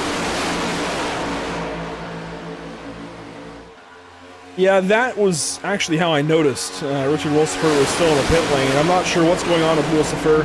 Maybe we can get some clarification soon from Race Control, if even Race Control knows. And again, this is the Race Control Appreciation 250, even though it's a 266-mile race. So props to Race Control. Revan Gurr, our race controller all season long. And Dakota Camper is going to take over this race in the 3 car. He's going to go to the top side. This is the first time we've seen this happen. And he's going to put Borbell on the wall. So much moving around right now. These drivers are all over the place. See, Isaiah Sutherland just dropped down to the bottom. Camper's up the racetrack. Borbell's going to the inside, and he's going to leave that 3 car to hang and dry. Everybody moving around. There's Mason Houseman now up here trying to get a lap back. As Camper's going to go all the way to the rear. Borbell down to the middle. Pooler is now second. Patrick Hernandez is going to lead this race. Pooler is going to have Houseman and Maddox. That's going to turn Houseman in front of the field. Oh, no. Big crash. Johnny Wood Jr. is in it. Sutherland's in it. King is in it. Caution is back out. In front of the field, the 78 gets turned. He's got no more fast repairs and now a bunch of left side damage. The car looks okay, though. Honestly, considering what just happened, it looks okay. Isaiah Sutherland, though, we got to see what's happened to him. Hopefully he's in a good spot. He doesn't have a fast fix left either. That car looks relatively clean. A little bit of right side damage. You can see a little bit tore up on the left side. Johnny Wood Jr., though, he's someone who really needs to figure out if he's got a hurt car or not. Up the racetrack, he hits Zachary King, who comes down into Sutherland. That may do some right side damage to that right front, but that car should also still be rolling.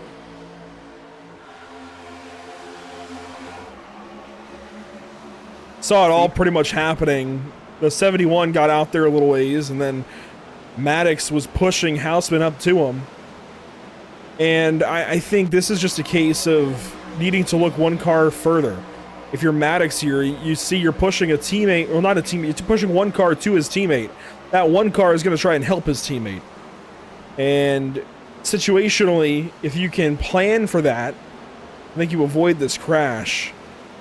At the same time, I will put a little bit of fault here on Houseman because you've got a car on your bumper. You know if you lift, he's going to be turning you. And I think Houseman lifted a little bit to try and facilitate helping the 71 car. Wood gets hooked up the racetrack, and that's what hooks Zachary King, by the way. That brings King down into Sutherland and creates that little bit of an extra crash.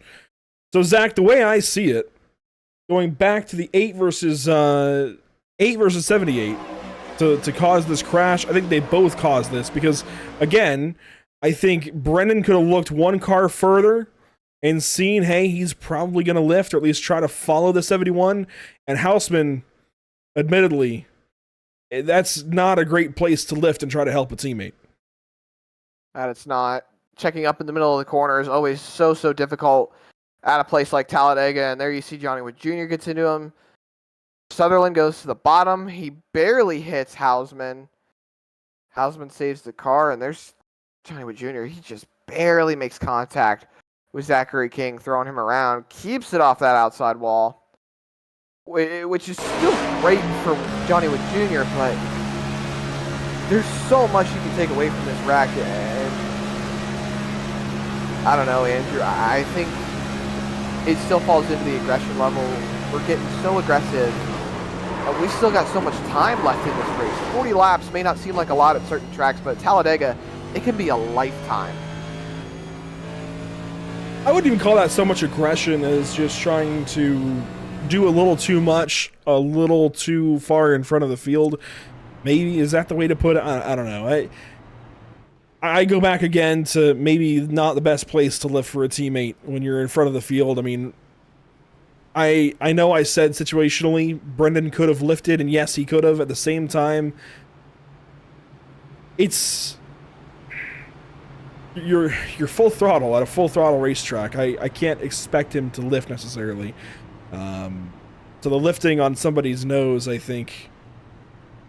If Mason does another pit stop TV broadcast, well, this might have to talk with him about that because props to Mason. He joined me on Sunday night with the Icon Cup Series, but I don't think that was the best place to lift for a teammate, and I think that's what ultimately is the cause of this crash. But 40 laps to go, Zach, and everything gets turned back on its head. Houseman stays 3 laps down, but that does help Dakota Bly get back onto the lead lap.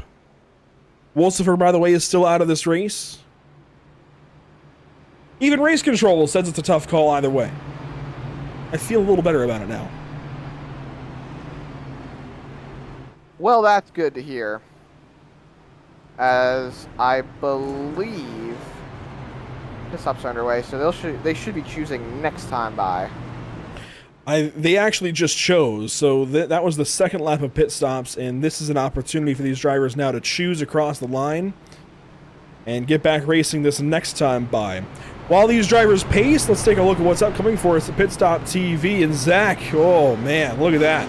I see a track logo on here twice that I'm really excited about. Martinsville Speedway.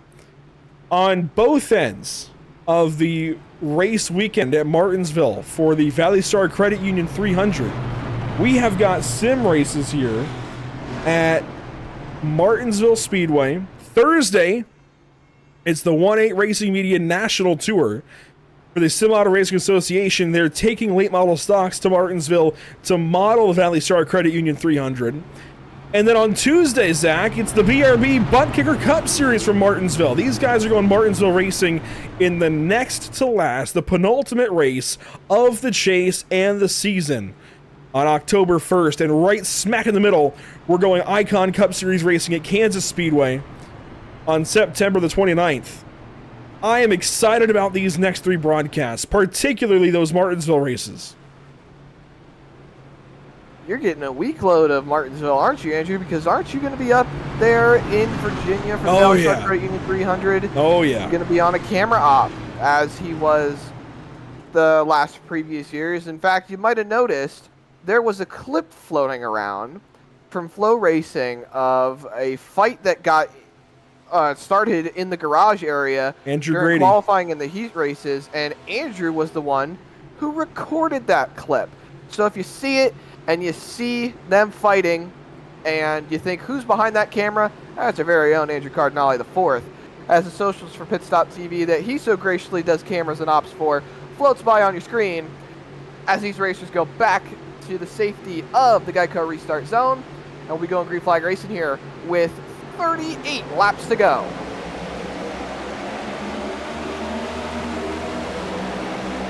Green flag back in the air. Want to give a shout out to a very special viewer tuning in this evening, Pa Martin. Or maybe P.A. Martin. I think it's Pa Martin. Martin, glad to have you watching. I see your YouTube comments all the time and appreciate all the kind words you have for us at Pit Stop TV. It is good to see you watching a broadcast live tonight. And we're so glad to have you here and so glad to have you as a viewer in general on YouTube. I think he's one of the most positive viewers we've ever had here at Pit Stop TV. And it's good to have you watching along this evening, Martin, as we go green flag racing again. Stephen Borbell leading the way.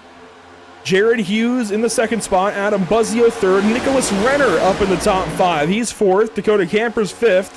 Jamie Plord is sixth, and Sean Lester is going to lead a lane. He's down low in the 31 car.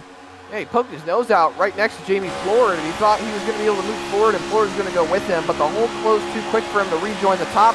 So now Sean Lester leads that bottom line, and he is trying to put that car back up towards the front. This is tracks that he knows he can win on, and, you know, I'm pretty close with the Tennell Parent Racing Group, Sean Lester, Andrew Tennell, Joshua Parent. They've made some starts here in the BRB Buttkicker Cup Series, just like I know you're close with those Firelight eSport boys that tend to make a lot of starts here on Pit Stop TV. So I try to pull for Sean and hope he does good in these races, and, well, it's nice to see him running up front inside that top 10.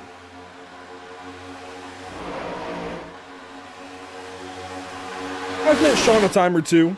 Good guy. Good guy, that Sean Lester. Yeah, that's right. A couple of years ago. It feels like it was yesterday. Uh-oh. Did they? Looking Richard Wolsifer.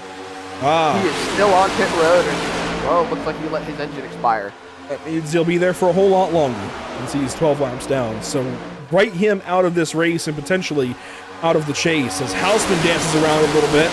He's in the middle of this pack, trying to get up there. If I'm Houseman, I'm sitting back in this group right now. I don't want to be racing anymore. I don't want to be in this group. Yeah, but now you can sit back and just wait for 3 cautions. We've already had more cautions than expected at this point.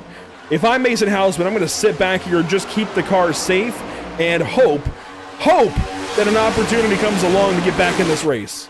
But you can't rely on those cautions. And you remember, we just had a caution, and it included Mason Houseman.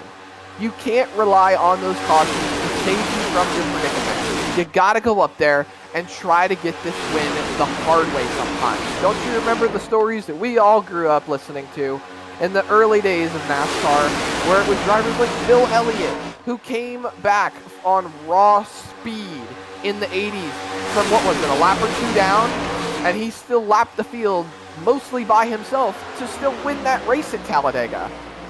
Obviously, you can't do that now, but... Well, you can't do that now. That's exactly what I was going to say. It's just, it's a different game these days, and I just, I don't know. I don't... He might be able to get up there and get one lap back, but it's a really tall risk, and at a place like Talladega with nearly, well, 35, now 34 laps to go, as we hit the 2/3 mark. Different thing to say. That reminds me of what I was going to say earlier. My favorite version of Talladega. You said your favorite version was Talladega. Talladega. That's I right. think Hell would be better because, you know, Halloween kind of mixes in. Well, In but any it's a case- play on Halloween. Halloween, Talladega. Right. My favorite version of Talladega. The road course version of Talladega that we all grew up playing. Oh, gosh. On NASCAR 2006 Total Team Control. It was in a few of the other NASCAR games as well. I liked it when they shook it up a little bit, gave us a fantasy version of tracks.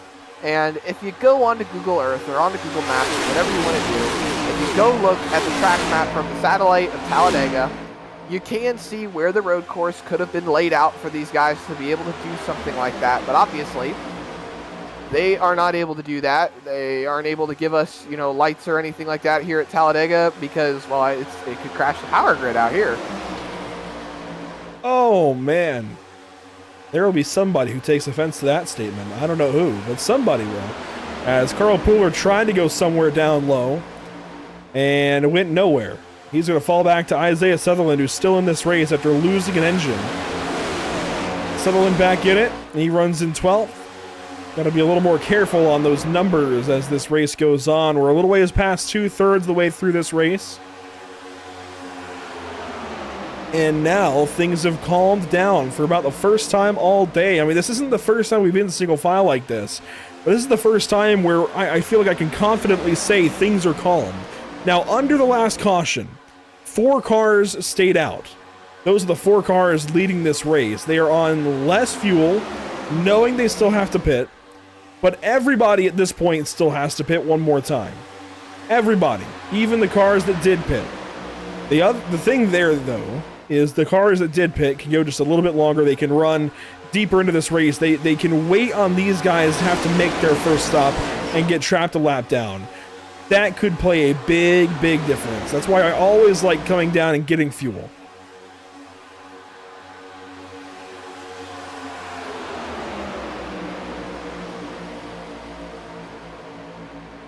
Patrick Hernandez, fastest that lap as he runs in the 12th position, right behind Johnny Wood Jr. and Dustin Stallings.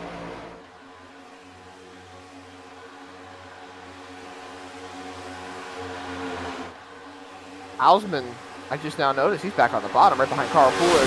Big little Buzzio and Hughes running there in the second and third spot. So, Andrew, now we think back to the Whiplash race details. And we think about the fuel window for these guys. You said it was a straight run all the way through those first 25 laps in stage 1 and stage 2. So that leads us to believe, at least, that you can run about half the stage in this final stage here. So then comes the point of when do you decide that you want to take it to pit road and say, I'm good with topping off and getting a little extra for green, white, checkered, so I'll be able to make it and I'll have that extra bit. When do you decide it's time to come and maybe take that last bit of fuel? When the tank is empty, run it all the way out.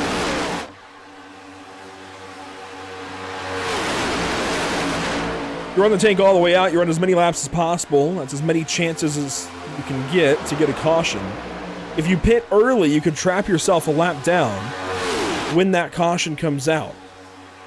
So you don't want to pit early. You also can run faster with a lighter car. So less fuel in the car, you can run a little bit faster.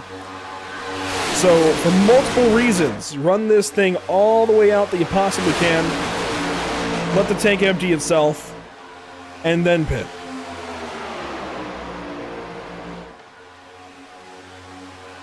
Patinko looking around. He runs in 7th. Carl Pooler looking around. He runs in 11th. Mason Houseman going to go with him as he gets shoved down by the 51 of Zach King. Pooler going to go backwards, though. Houseman lets him in.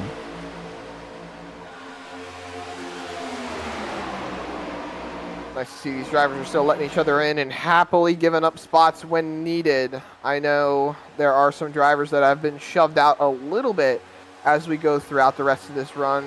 Notably, Sean Lester, he's fallen back 23 seconds back towards Dakota Bly and Jason Bottoms after getting shoved out a little bit earlier. And now he is trying to hope for a caution, just like another driver, Mason Houseman. And one thing I do actually want to mention, Andrew, we got an update here on Richard Wolsifer. He had an emergency that he needed to take off and leave his car parked in the pit lane. So hopefully everything gets settled. Race Control told us to give us an update on what's going on with the 56 car. But at this time, all we know is that he needed to take off rather quickly. Yeah, some sort of real-life situation going on there, which is certainly understandable for Richard Wolsifer in whatever is going on. Wish him the best, and hopefully he's able to get back on the track soon. But you're nearing in on 3/4 of this race complete. That is still Carl Pooler trying to go somewhere down low, but he has lost his teammates. He's got Houseman there, technically. Although Houseman is 3 laps down. We just heard Wolsifer is officially out of this race for the time being. He's got no teammates to work with, and he's still trying to do something down there, trying to get something going as he pulls to the inside there of Johnny Wood Jr.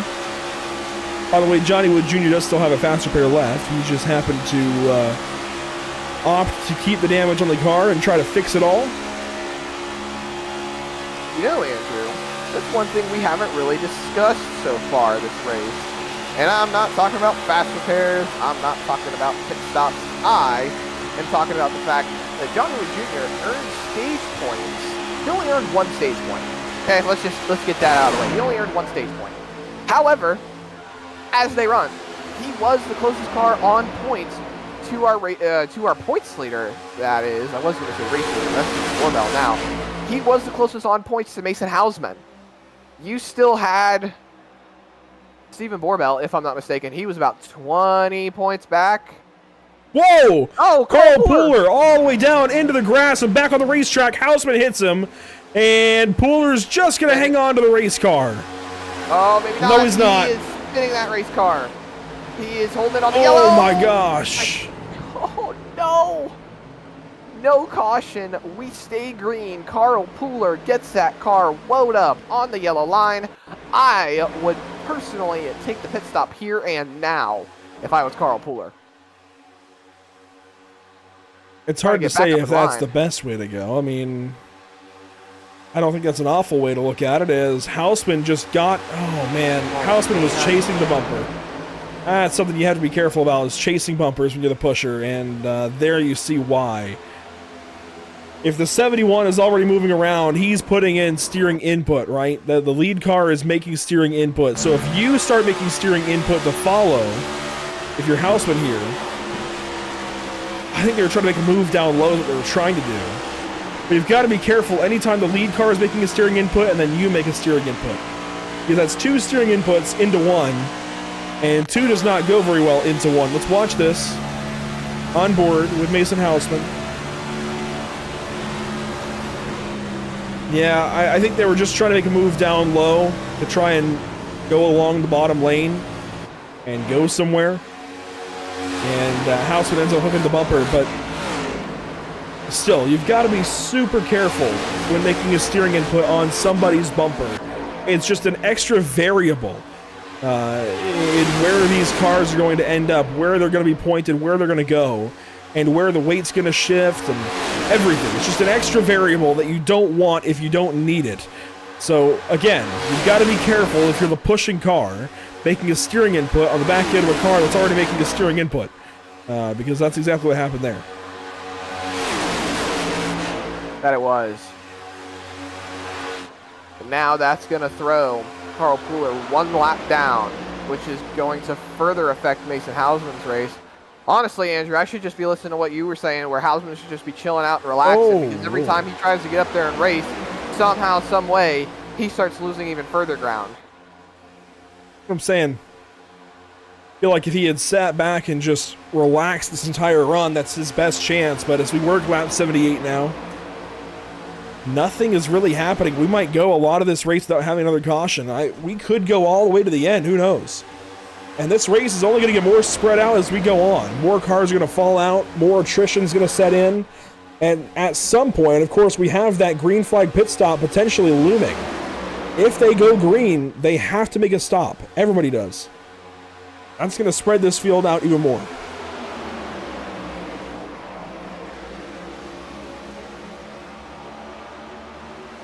Oh, checkup.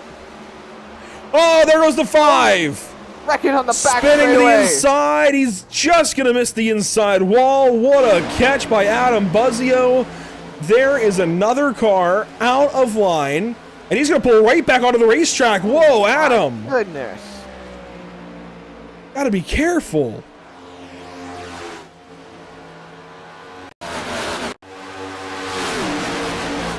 Wonder if he's chirping back at Nicholas Renner.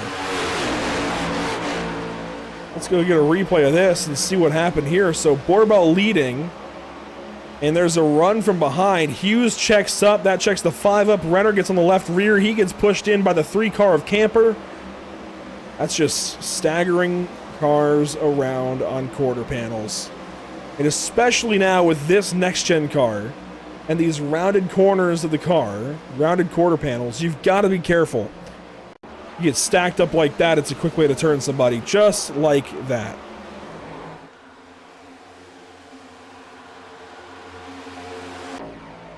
So Adam Buzzio will be on his own. He's going to run down here in 16th spot, and this changes the numbers game up ahead. This also takes that big gain that he was going to have and squashes it with 20 laps to go here. Unless we get a caution, the 5 car is not going to gain all those same points that we thought he was going to gain. 20 laps to go.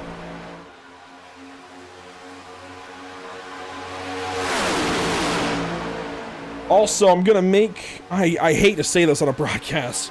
I feel like it's wishing bad luck. But there is some strong weather around me right now here at Broadcast HQ.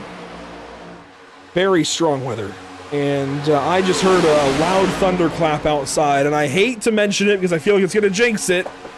I will knock on wood, but there's always that chance. So if the broadcast suddenly goes dark, again, I wince at saying that. If the broadcast suddenly goes dark, you might know why. Just throwing that out there now. If something happens, you know. As we work now, 19 laps to go, Zach. 19 to go. Hopefully everything holds up. Commentator's curse is a very real thing, though. Yeah. Not to jinx it any further, just stating the obvious as we continue to roll on down the Alabama Gang super stretch going into turn number 3, still leading Stephen Borbell, who has been absolutely dominating this race since our big contenders got knocked out in these early wrecks that shuffled them out to the back of the field. Stallings, Maddox, Buzzio, Pooler, Hausman, and Wolsifer, your chase contenders that are currently sitting outside the top 10 right now. Johnny Wood Jr., Evan Patinko, Jared Hughes, and Stephen Borbell are the drivers that are sitting inside the top 10, and they're all relatively running close to the front. And one driver I'd love to give a shout out to, Evan Patinko. He has struggled a lot with getting some race pace going for himself. He's one contender that we've seen here often as he goes down to the inside to make the inside line start working for him. He runs in the Icon Cup Series. He runs here in the BRB Buttkicker Cup Series. He just missed out on the playoffs in Icon. So now he's trying to make up for what happened, have another championship run. Hang on. He's quite a number of points back, though. Look at how protective Borbell and Hughes were on the bottom side. They did not let cars get down there, and I don't think that was just for the race. I think we're going to see those two head to pit lane soon. They are on the least amount of fuel, and that looked very protective of the bottom as everybody goes all the way down to the inside lane now from the top straight to the bottom side. That is a very important move to watch. Here's what caution on the speedway! Zachary Maddox turned around. And this changes everything. This brings everybody back into this race, including Carl Pooler, who pitted 8 laps ago. Imagine getting dumped by your brother. Is that what just happened? I just heard Brendan Maddox come over the radio and apologize, saying it was a bad push. There's Zachary Maddox in the 33. See, Hernandez was all over the place. And Stallings checked up there. Maddox just stayed in it. And Brendan ends up hooking the 33 car. 360, roll it around, keep it out of the grass. Oh boy. Mason Hausman and everybody rolls on by.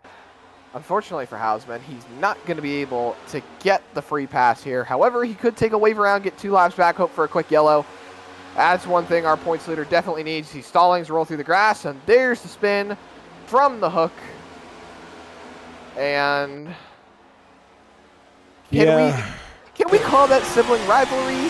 Can we call that a little bit of brotherly love? You know, maybe they're going to end up talking to each other after the race or something like that, but that's the fun things we can say here when it comes to brothers on the racetrack. I know for a fact that my brother does not drive race cars, so he is not going to be able to have that same kind of connection with me, but come on, we got to try to put some kind of brotherly spin on this, you know? Let's listen to the car here. He did check up. He was out of the gas. At least a little bit. But that's just another case of staying. He didn't really stay in it, but he didn't check up as hard as he could have. That's just Talladega for you. 15 laps to go this time by. We're going to take some pit stops here first, and everybody's going to be good on fuel. So here we go, into the pit lane. Borbell going to lead the way. Then Jared Hughes. Then Evan Patinko in 3rd. Cody Dorsey 4th. Nicholas Renner in the 5th spot. Borbell comes on in. And this should be pretty cut and dry. I would imagine fuel only for a lot of drivers. We might see some tires there around the field. You see tires for Patinko in the background. A few other drivers take tires. Camper's going to take tires. Stallings will not, it looks like. And there goes Plord. Who won the race off? I think that was that Dustin Stallings? Hughes. I think it was Hughes. Johnny Wood Jr. Johnny Wood Jr. in the 75 car. Let's watch that race off pit lane again. So Johnny Wood Jr. gonna just get out ahead of the 38 of Jamie Plord and then the 81 of Evan Patinko. So that changes things up quite a bit.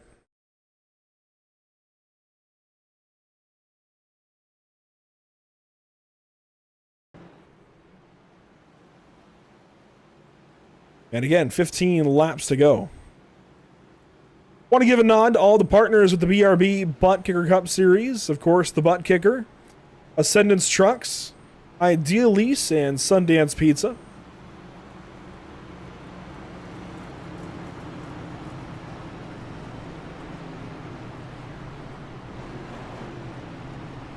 And this is going to reset the entire field and move everybody around. It's been a very much Stephen Borbell and next level racing kind of day. This changes all of that. Borbell is going to be somewhere around 6th when they choose. Jared Hughes 8th. Adam Buzzio 16th. We've got ourselves a race, Zach. But we already had a race. We've got ourselves an extra race here. This is going to change things up quite a lot. Quite significantly. Well, I'm looking forward to it. Shakeups are one thing we needed when it came to the end of this race. Now we get to see these guys choose and figure out where they want to put themselves for the end of this race. 14 laps to go. Johnny Wood, Wood right here. Johnny Wood chooses top. Jimmy Plord goes top. Patinko is going to go low. You see the choose happening there in the background. You can just spot your favorite driver back there. But Patinko is going to go to the bottom side of the racetrack here. Johnny Wood Jr. stays top. That puts Cody Dorsey down underneath and on the bottom lane behind Evan Patinko. Dustin Stallings goes down there. Borbell goes high in 6th.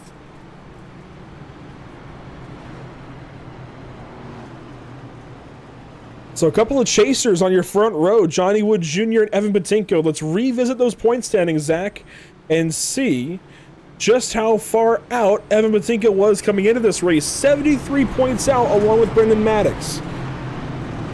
I don't think he's got much of a mathematical chance left, but if you're going to start something, start it here at Talladega, continue it next week at Martinsville, and who knows how close you might be able to get. You never know. Johnny Wood Jr., like we talked about, he rolled into this race 18 points out. He could walk out the points leader. However, Stephen Borbell, he collected 20 points. That puts him 12 points out, so that would put him above Johnny Wood Jr. by about 6 points, which means Johnny Wood Jr. would need about 6 points over Stephen Borbell, plus the fact that he would have to finish in front of Mason Hausman by a considerable margin, which he would, considering Mason Hausman is still laps down. So that would put Johnny Wood Jr. in the points lead. That would put Stephen Borbell second, and that would put a lot of numbers that I don't really have the time to talk about, and I'm starting to ramble at this point because I'm doing math so much. Also kind of doing a little bit of a run-on as a bit of a quick joke here.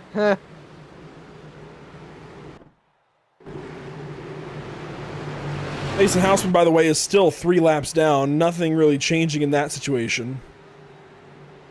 And we will have 13 laps to go when we go back green. There's the field. Slowly through the tri-oval into the Geico restart zone and back green flag here. Green is back out. It's the race control appreciation 250 back green at Talladega Superspeedway.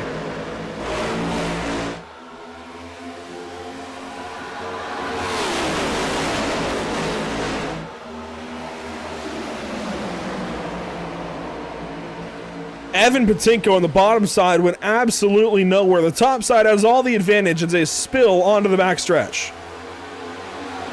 Everyone's spreading out. That top line continues to show us why it is the dominant line at the moment. A couple of drivers moving back down to the bottom. But we are 4 cars clear of Evan Buttkicker. Now 3. Looks like that bottom line is starting to pick back up. Dorsey and Buttkicker tag teaming the bottom line, trying to get back up to Johnny Wood Jr. We've got 12 laps to go when we hit the start-finish line, and now, oh, I guess you're right, Andrew, now we've got a race. Evan Buttkicker doesn't really have teammates, so he needs all the help he can get. He gets it here from Dorsey. Now Buttkinker's going to try and go middle with Dorsey. Now right back to the bottom, slams the door in Stallings' face. I don't know if that was a big move. I think he should have committed to the move when he made it. He hesitated there, and it really prevented him from putting himself in a spot where he might have been able to benefit more. But it looks like the bottom line is what needed. Oh my goodness. It looks like the bottom line is what he needed. As he continues now to pull away, he's about 3 cars clear, make it 2, because here comes Johnny Wood Jr. pulling a little side draft with Jared Hughes, Stephen Borbell behind him. Looks like the top line's not as hooked up as that bottom line is. 11 to go at the line. Buttkicker leads, then it's Stallings and Maddox, who are teammates. They sit second and third, but here comes Johnny Wood Jr. He's going to get a run now. Buttkicker saw it. He went up and blocked it. So Buttkicker playing Pied Piper out front of the field at Talladega. Trying to be Dale Earnhardt Jr. with how much he is defending these lanes here at Talladega Superspeedway. Down the Alabama Gang Super Stretch. Look at the advantage they're getting. Here comes the top side. Yeah, look at Jared Hughes in that 98 car. Buttkicker drops down to the bottom. He sees the run coming. I think he wants to defend. Where Stallings going to go. Stallings hits the 81, keeps the 81 out front. Again, playing Pied Piper here is Evan Buttkicker trying to hang on to the race lead. On the top side, though, it's Johnny Wood Jr. and Jamie Plord.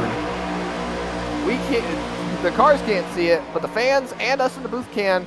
Flagman usually likes to put out fingers to let these drivers know how many laps to go. 10, count them, 10. 10 fingers in the air for these drivers here at Talladega. Stallings pushing Buttkicker out in front. Johnny Wood Jr. still holding tough on that top line. The bottom line seems to have come in nicely as the middle lane continues to work on 5 cars strong. John Lester bringing up the rear. Hernandez leading the charge in the middle line. He's trying to bring that group forward. Now, Johnny Wood Jr. puts that car out in front. Buttkicker gets a run on the bottom once again. He's going to stick his... Stallings, there's the crash! The 98 is in it. That's Jared Hughes. I see the 91. I see the 51. big crash. That might have been the big one. You said it was the big one earlier. This is the huge one.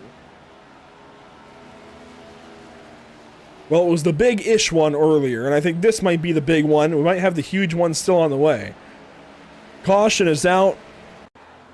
Trouble out of turn number 4. Jared Hughes got turned around out front of the entire field.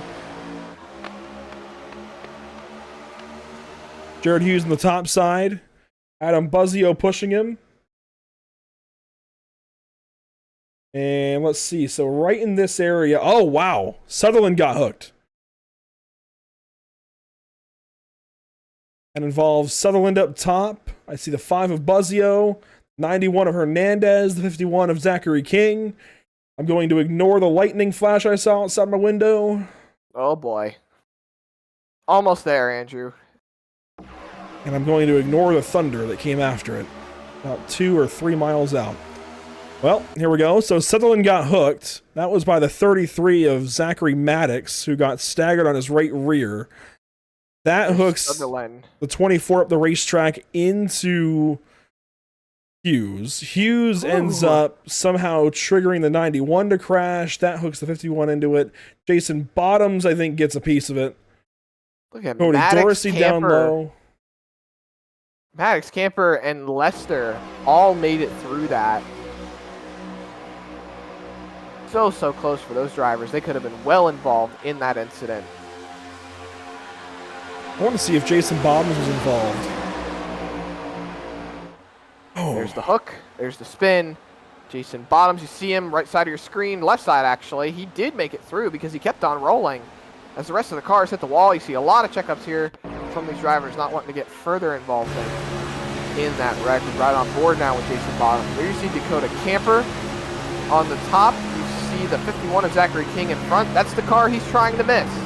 Whoa! Woo! Wow. Jason Bottoms, the wreck avoidance there. That's going to earn... giving us an update now. That's going to earn you a medal, I think, for Jason Bottoms in one of the old NASCAR, EA NASCAR games wreck avoidance challenges. That was really close. Evan Patinko is going to be the race leader under this caution. And I can wholeheartedly say that after further review from Race Control, we just got a live update from Race Control. We have been told that it is incredibly too difficult to place immediate blame on any driver in this incident. So Race Control is going to call that huge one. I'm going to say it's the huge one because I don't think we're going to have a bigger wreck than that. Knock on wood, thankfully. Race Control will not call anyone in that wreck at fault. Therefore, call it a racing incident, so nobody's getting sent to the rear, unless you got involved in it, of course. A lot of cars will stay out under this caution. Fuel no longer needed. So Patinko hangs on to a leading position. Dustin Stallings runs in second. Johnny Wood Jr. third. Brendan Maddox fourth. Those are 4 chase drivers out front. How about some benefits? Zachary King was a lap down. He got involved in the wreck. Guess who got his first lucky dog of the race? There you go. Hausman now 2 laps down. He needs 2 quick yellows to get himself back on the lead lap, and then just maybe, he will be able to put that car up inside the top 10, maybe win this race. You never know. It's Talladega. Anything can happen, as these drivers will be choosing this time by. You see Patinko is going to go top side.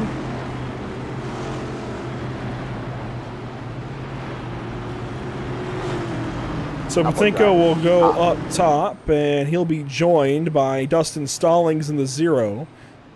Johnny Wood Jr. in the 75. Jamie Port in the 38. Down low, it's going to be Brendan Maddox.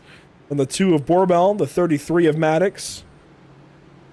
And the 34 of Renner.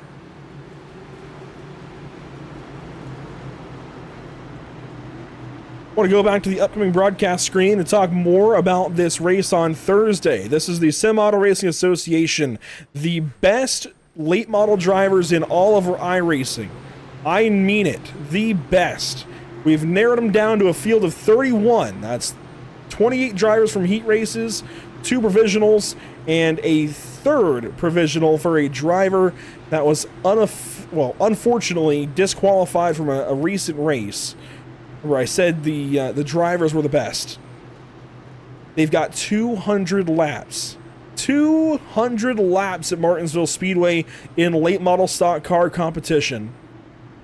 And they're all racing on September the 26th, this Thursday, just a couple of days away. It's going to be one of the biggest late model races on all of iRacing this year. They've got a couple more races to go in that national tour. They go to Myrtle Beach in October, then Five Flags Speedway in November. But Zach, this is one of the last big hoorahs for them. This is modeling the biggest late model stock event in the world. The Valley Star Credit Union 300.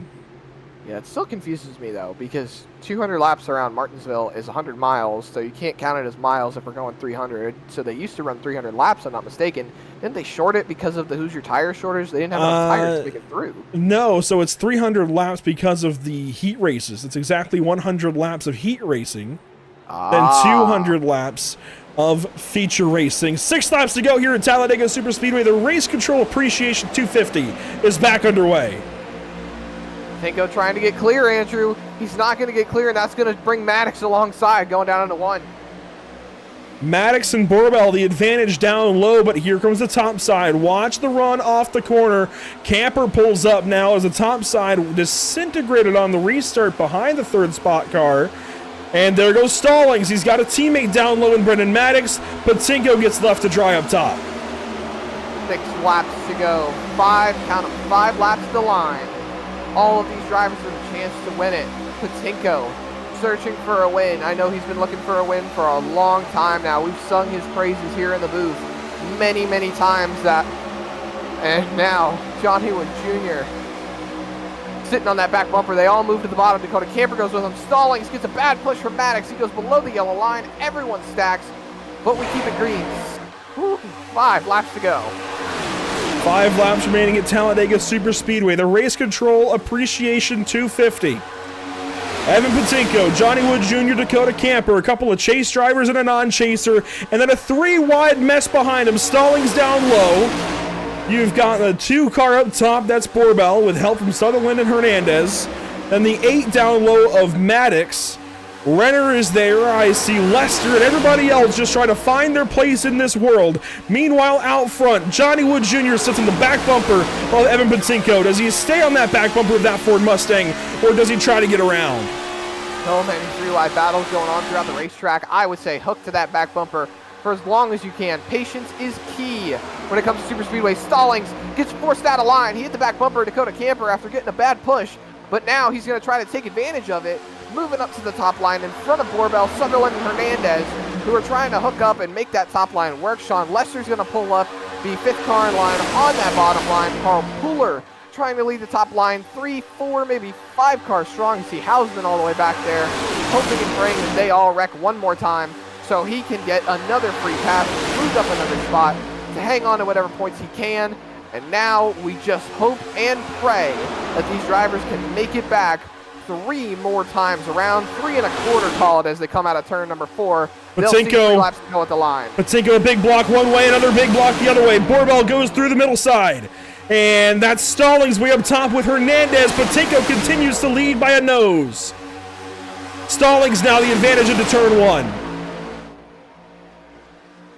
3 wide for the race lead here at Talladega. Patinko down low, his help is fading. He's going to move up and try to side draft. He's now going to get up in front of the 2 car. A big shot there. Renner pushes the 2 pushes the 81, but up top, it's Dustin Stallings. The girl dad gets clear. He's going to drop down low with Patrick Hernandez and Brendan Maddox. Maddox now is going to sit back and try to get a run. That's going to bring Patinko back to it. This time by caution. Big crash. 1 car on his lid. That's Jason. No, it's not Jason Bottoms. Who was that? I'm not sure. Buzzio! Buzzio! Oh no, I thought it was a playoff driver. I saw the red bumper. Oh no. I wonder. Stand by. never mind. I was going to say he did a flip and still rolling. I thought he didn't have a pit for a pair flag, but he does. As do the following drivers: Zachary Maddox, Nicholas Renner, Cody Dorsey, and Steven Borbell. Watch the 2 here, middle of your screen, and he gets hooked by the 3, it looks like. Wow! What a pirouette out of Zachary Maddox. He rides the wall. He's going to be destroyed. The 5 car is a lazy flip and a half. What a crash here. The 3 got hooked by the 34. The 33 does a flip in the air. The 5 goes onto his side and then skids down the racetrack, does a flip in the grass. Unbelievable accident here at Martinsville, Talladega Superspeedway. Oh Get my Martin's gosh. out of your mind. You're not there yet. You won't be there until Thursday, Andrew. Or not Thursday, Friday. As... Oh, wow. Absolutely incredible. Jason Bottoms does get a piece of this. This reminds me, oh my goodness, it was a NASCAR Nationwide Series race. There was a big wreck in either turn 3 and 4, turns 1 and 2. There was a car that went up into the catch fence, caught fire. Oh my goodness. What race was that? It's so similar to how that whole wreck just transpired. I feel like you might know what I'm talking about. I don't think I do, but we're going to ride on board here with Zachary Maddox for this flip. Got squeezed into the wall. Oh my gosh. Grinds up the outside wall, comes back down onto all 4s. Oh my gosh. And then just drives away like it's nothing. Now on board at the 5 of Adam Buzzio for his flip. 2010 NASCAR Nationwide Series, Dennis Setzer out of turn number 4. That's what this reminded me of. As Buzzio goes flipping into the grass. And again, drives off like it's nothing.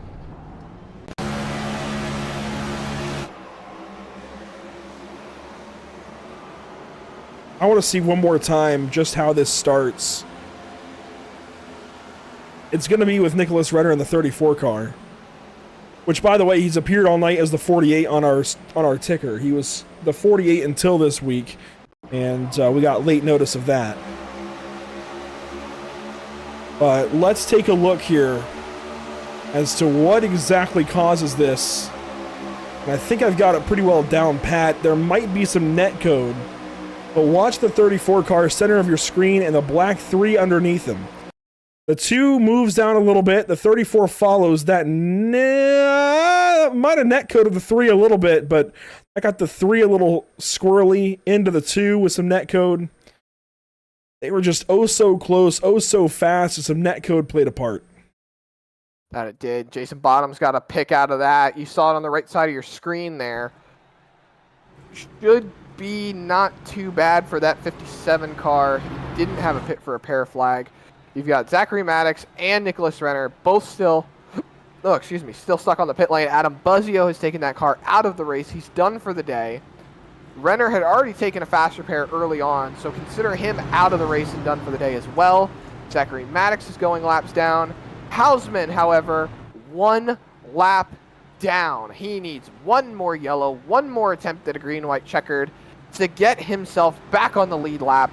He's starting to salvage his points today. We had almost written him off, Andrew, with how close we got to the end of this race. And now with these drivers choosing this time, he only needs 1 more yellow before the white flag comes out, presented by Whiplash Simcams, to make a name for himself still in this race and salvage what has been an abysmal points day at Talladega. Boy, a lot is yet to happen. Stallings is going to restart down low. You see Hernandez up top. Brendan Maddox down low. Evan Patinko up top. Patinko could safely push this 80 or 91 car. And hear me out. If Evan's watching this and is going to hear me, you could push the 91 car and try to get the 91 to win. If you're pushing that 91, you're probably going to finish second. If you stay married to that back bumper for 2 laps, you're probably going to finish second. While I know you want to go get the win, if you're able to finish second behind a non-chaser, you're the top earning chase driver. And that would be huge. That would be just as big as a win this evening, minus maybe a point. You might have to think outside the box here, and thinking outside the box might be giving up a win to make sure you're the top chase driver to the start finish. I'm just saying. That said, you've got two teammates down low that are going to drive really, really hard on this restart. This is going to be a fun one. Oh, there's so much left up for grabs here. Stallings, Hernandez, Maddox, Patinko, Pooler. That's your top 5. Let alone the drivers behind that are chasers or non-chasers that have had speed most of the day. Drivers that have been coming from the back to the front to make themselves known. Make sure they have a shot here at the end, because everybody has a shot when nobody can go anywhere at the front. Into the Geico restart zone, Andrew. Here we go.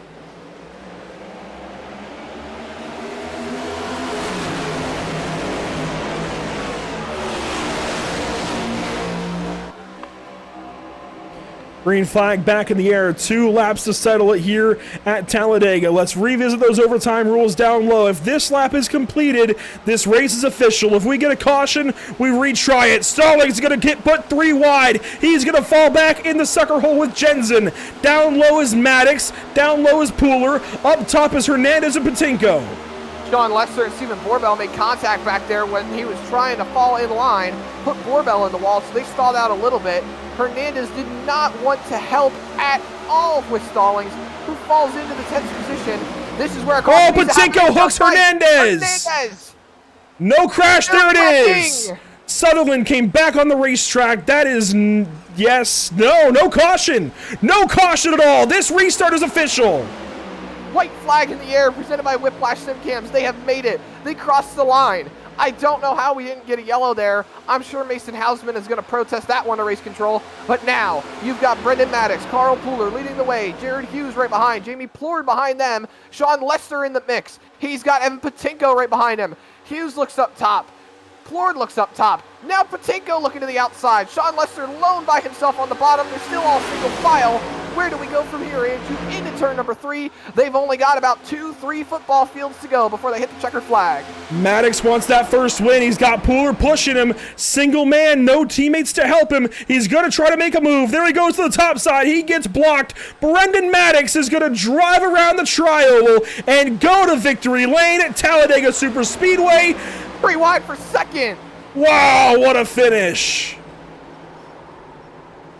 The Race Control Appreciation 250 is won by Brendan Maddox. The 8 car back in victory lane at Talladega makes all things right in the world. Given a celebratory tap to that 71 car of Carl Pooler. He also came over the radio and was very appreciative of that 71 for staying hooked on his back bumper.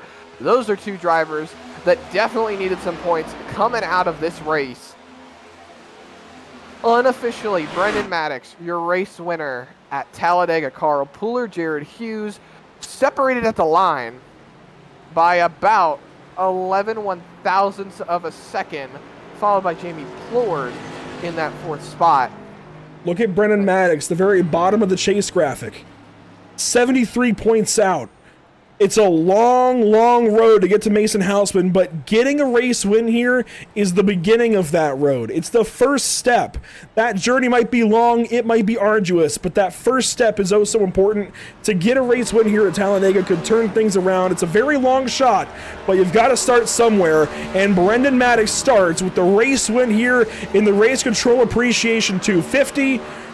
Congratulations to driver number 8, going to victory lane, getting that first win, and triumphant here in Alabama.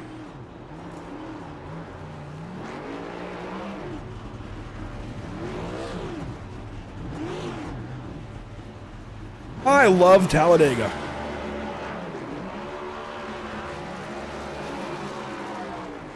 And you know what, Zach, you questioned the whole brotherly love thing, the crash they had earlier, Zachary Maddox and Brendan Maddox. They had a long road to get to this point. Zachary couldn't share with him, but Brendan Maddox is going to go to victory lane this evening. Unbelievable stuff. What a race, Andrew. And I'm sure Brendan Maddox is going to really burn this car down. He continues to do burnouts on the front straightaway here at Talladega. What a race.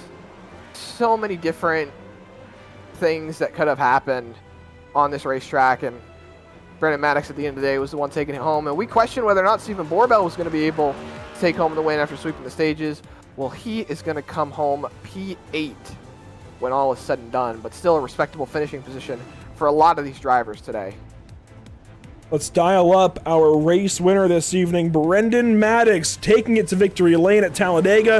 A 3-wide burnout with a couple of teammates. Congratulations, Brendan. How did you get this race win? Man, I don't even know. There were some points I thought I was out of it, and I just blew my engine, I think. There were some points I thought I was out of it. Really just got to give a shout out to the team here at Maverick. We worked together, and Dustin and Patrick dropped backstage too to try to get us up there, and you know that was really really good teamwork there. Didn't quite get us stage results there, but that was good. And then, man, I don't even know. I felt like Dale Jr. watching my mirror coming to the line, just doing everything I can to block whatever came. And you know, I was content to get wrecked for it. As you know, I think almost got turned from Carl there, but you know, Carl's a good guy. He's a good pusher. Got to give him a shout out too. Well, you played Pied Piper to take the 8 car back to victory lane in Talladega. That's where it belongs. Congratulations. And hey, it's a long road to try and claw your way back into this championship fight, but this is that first step. How does this change the game for you going to Martinsville next week? Just gonna drive harder, man. I think there's a lot of points that are still on the table, and I left a lot of points on the table here, so I didn't want to do that. But you know, we'll just give it my all at Martinsville. That's the next step. Take it one race at a time. Zach, it's mathematically still possible for this 8 car to win the championship. It takes a lot of math, but it's still possible. Congratulations, Brendan. 7 laps led tonight. You led the most important one. Congrats. Thank you. Brendan Maddox with the race win this evening. It's going to be second place Carl Pooler that he has to thank for it. And Zach, boy, what a finish. What an important role, though, that 71 played in it all. That he did. Carl Pooler brings it home in second place here at Talladega Superspeedway. Carl, we saw the appreciation out of our race winner, and definitely you pushed him into a great spot at the end of that race. Tell us what was going through your mind, man. Did you want to take a shot at the end? You tried to, but do you think you had it in you? Oh, you know, the devil is on my shoulder there, definitely whispering in my ear. I've been at this for 3 years, have yet to win a league race, and I saw it right there. And for half a second, I wanted it, and you can see where I poked out to the outside, beginning of the tri-oval. I thought I could maybe get to his outside and maybe side draft and maybe get a run if, you know, Jared stuck with me.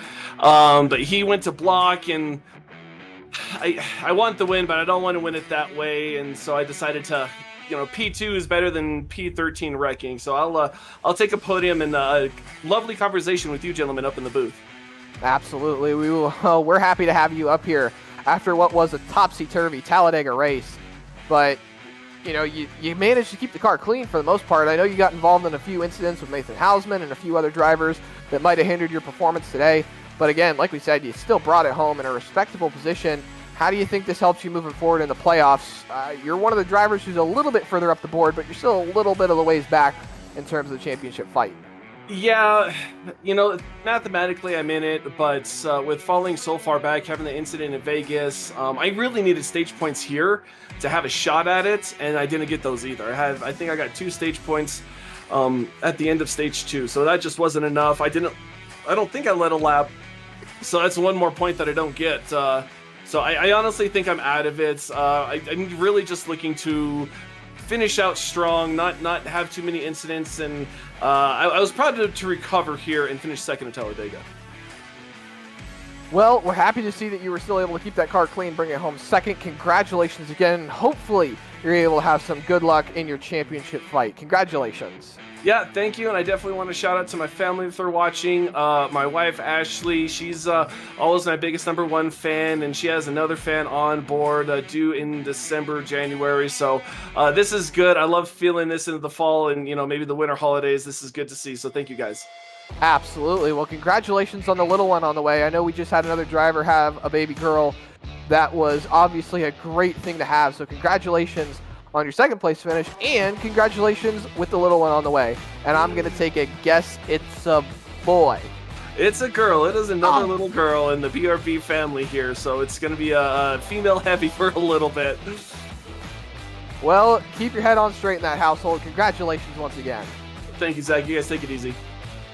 And that was your second place finisher, Carl Pooler. And nice to see we got another parent on the way. I know you're a happy father as well, Andrew. So let's get our third place finisher in the booth, Jared Hughes. Jared Hughes goes third place this evening in car 98. And Jared, you didn't lead any laps, but you were up front for a lot of this race. How did you come home third? I have no idea. What was it? We were 12 laps to go, whatever that last restart was. I was all the way back in 18th and just kind of got lucky. Top lane had been working, and so decided to pick up top, and then them guys just, I don't know, we took off like a rocket down the back straightaway and just barely missed that last wreck. It kind of set myself up to run up front with them guys. Well, you take home a third place finish and a bunch of points that you needed desperately in this championship fight. You were 36 out coming into tonight. You got some stage points in there. You're going to claw your way a whole lot closer to Mason Houseman, who had a bad night. How does this change your game going into Martinsville next week? Man, it's really building the confidence up, especially after last week and then coming here this week, maximizing on stage points, finish. Really helps. Really looking forward to the last two races. It's going to be a wild show for sure, these last two races at Martinsville and Charlotte. Congratulations on a third place finish. Hopefully we're talking to you at the paperclip. Yes, sir. Thank you, guys. Jared Hughes this evening in the third place when it's all said and done, Zach. Let's take a look now at the unofficial race results with Brendan Maddox out front as the race winner. There you go. Carl Pooler, second place, then Jared Hughes, Jamie Plord, and Dakota Camper. You see the heavy non-chase influence, and boy, a lot of drivers who needed the points get the points this evening. Maddox was last. Patinka was next to last, tied with him. They each top 10 here. Pooler, Hughes, Borbell, they all needed some points to claw back into this fight with Mason Houseman. They all finished top 10. You also have Jason Bottoms and Eric Jensen notching top 10 finishes. That you do. There's so much to take away from that top 10 with these drivers right now, and I gotta say I'm real happy for Sean Lester with a P6 finish. I'm so happy for him. He was just texting me saying he was happy for a 6th place finish. But Dakota Bly, Patrick Hernandez, Johnny Wood Jr., Dustin Stallings, and Isaiah Sutherland, some of these drivers who we expected to see in victory lane tonight. Johnny Wood Jr., top of those chase drivers in this back half of the field that we expected to see taking home a trophy tonight, but it looks like he'll still be able to close in on Mason Houseman a little bit with the finishes that he had today, but I fully expect Stephen Borbell at the top of the point standings. But Mason Houseman brings it home one lap down. He got 2 of those laps back, Andrew. I'm sure he wanted to see himself get that lap back with that wreck at the end of the race. No caution, however. That prevented him from being able to get that lap back, and we took the white flag and brought her home. Zachary King, Nicholas Renner, and Adam Buzzio. A lot of drivers that ended up taking it behind the wall at the end of the race. Zachary Maddox, who ended up getting involved, a pirouette he had in turn 4. And then 2 other cars left out in this race a few laps down. That's Cody Dorsey, 7 laps down, and Richard Wolsifer, who had an emergency that he had to tend to and step out of the race car, which we fully understand here at Pit Stop TV, but again, hate to see it for another chase driver. Next up, Martinsville Speedway. 200 laps at the paperclip is going to be a lot of fun on October the 1st. Make sure to tune in here in a week's time. Thanks for watching here at Pit Stop TV. It's been a pleasure, as always. A big nod to our partners with the series, the Buttkicker, Ascendance Trucks, Idealies, and Sundance Pizza. One more quick look at the upcoming broadcast for us at Pit Stop TV. Martinsville Speedway, a whole lot this next week. We go there for the 1-8 Racing Media National Tour, Valley Star Credit Union 300 Lookalike, RJ Williams Management, Martinsville 300. I know, it's a mouthful, but we're going racing Thursday evening. That's what you need to know. Make sure to tune in for that one. 200 laps, late model stock cars. You don't want to miss it. Then Sunday, we go racing at Kansas Speedway with the Icon Cup Series. And next Tuesday, it's back to Martinsville with the BRB Buttkicker Cup Series. A short track for these guys. Going to be a lot of fun on October the 1st. that it is, and so many great places to follow along with Pit Stop TV. You've got pitstoptv.com, Facebook.com/pitstoptv, Instagram.com/pit_stop_TV, Twitch.tv/pit_stop_TV, YouTube.com/pitstoptv1, and X.com/pitstoptv_. I tried to beat my record right there. Apologies to all the viewers out there if you did not hear me get any of those in. You can see them still right on the bottom of your screen. I know the driver I am. I want to try to beat some records. I want to try to go fast, and well, sometimes speaking fast with my words is not my strong suit. With all that in mind, let's take one more congratulatory look at Brandon Maddox as we thank our partners here at Pit Stop TV, Whiplash SimCams, ATVO, CC's Business, and Cody Williams Design. Thanks for being here this evening, Zach. It was a pleasure as always. That will do it for us this evening, though, from Talladega Superspeedway. Thanks for tuning in. We'll see you all next time. Hopefully you tune in for Martinsville Thursday, Martinsville Tuesday, and Kansas in between on Sunday. We'll see you there.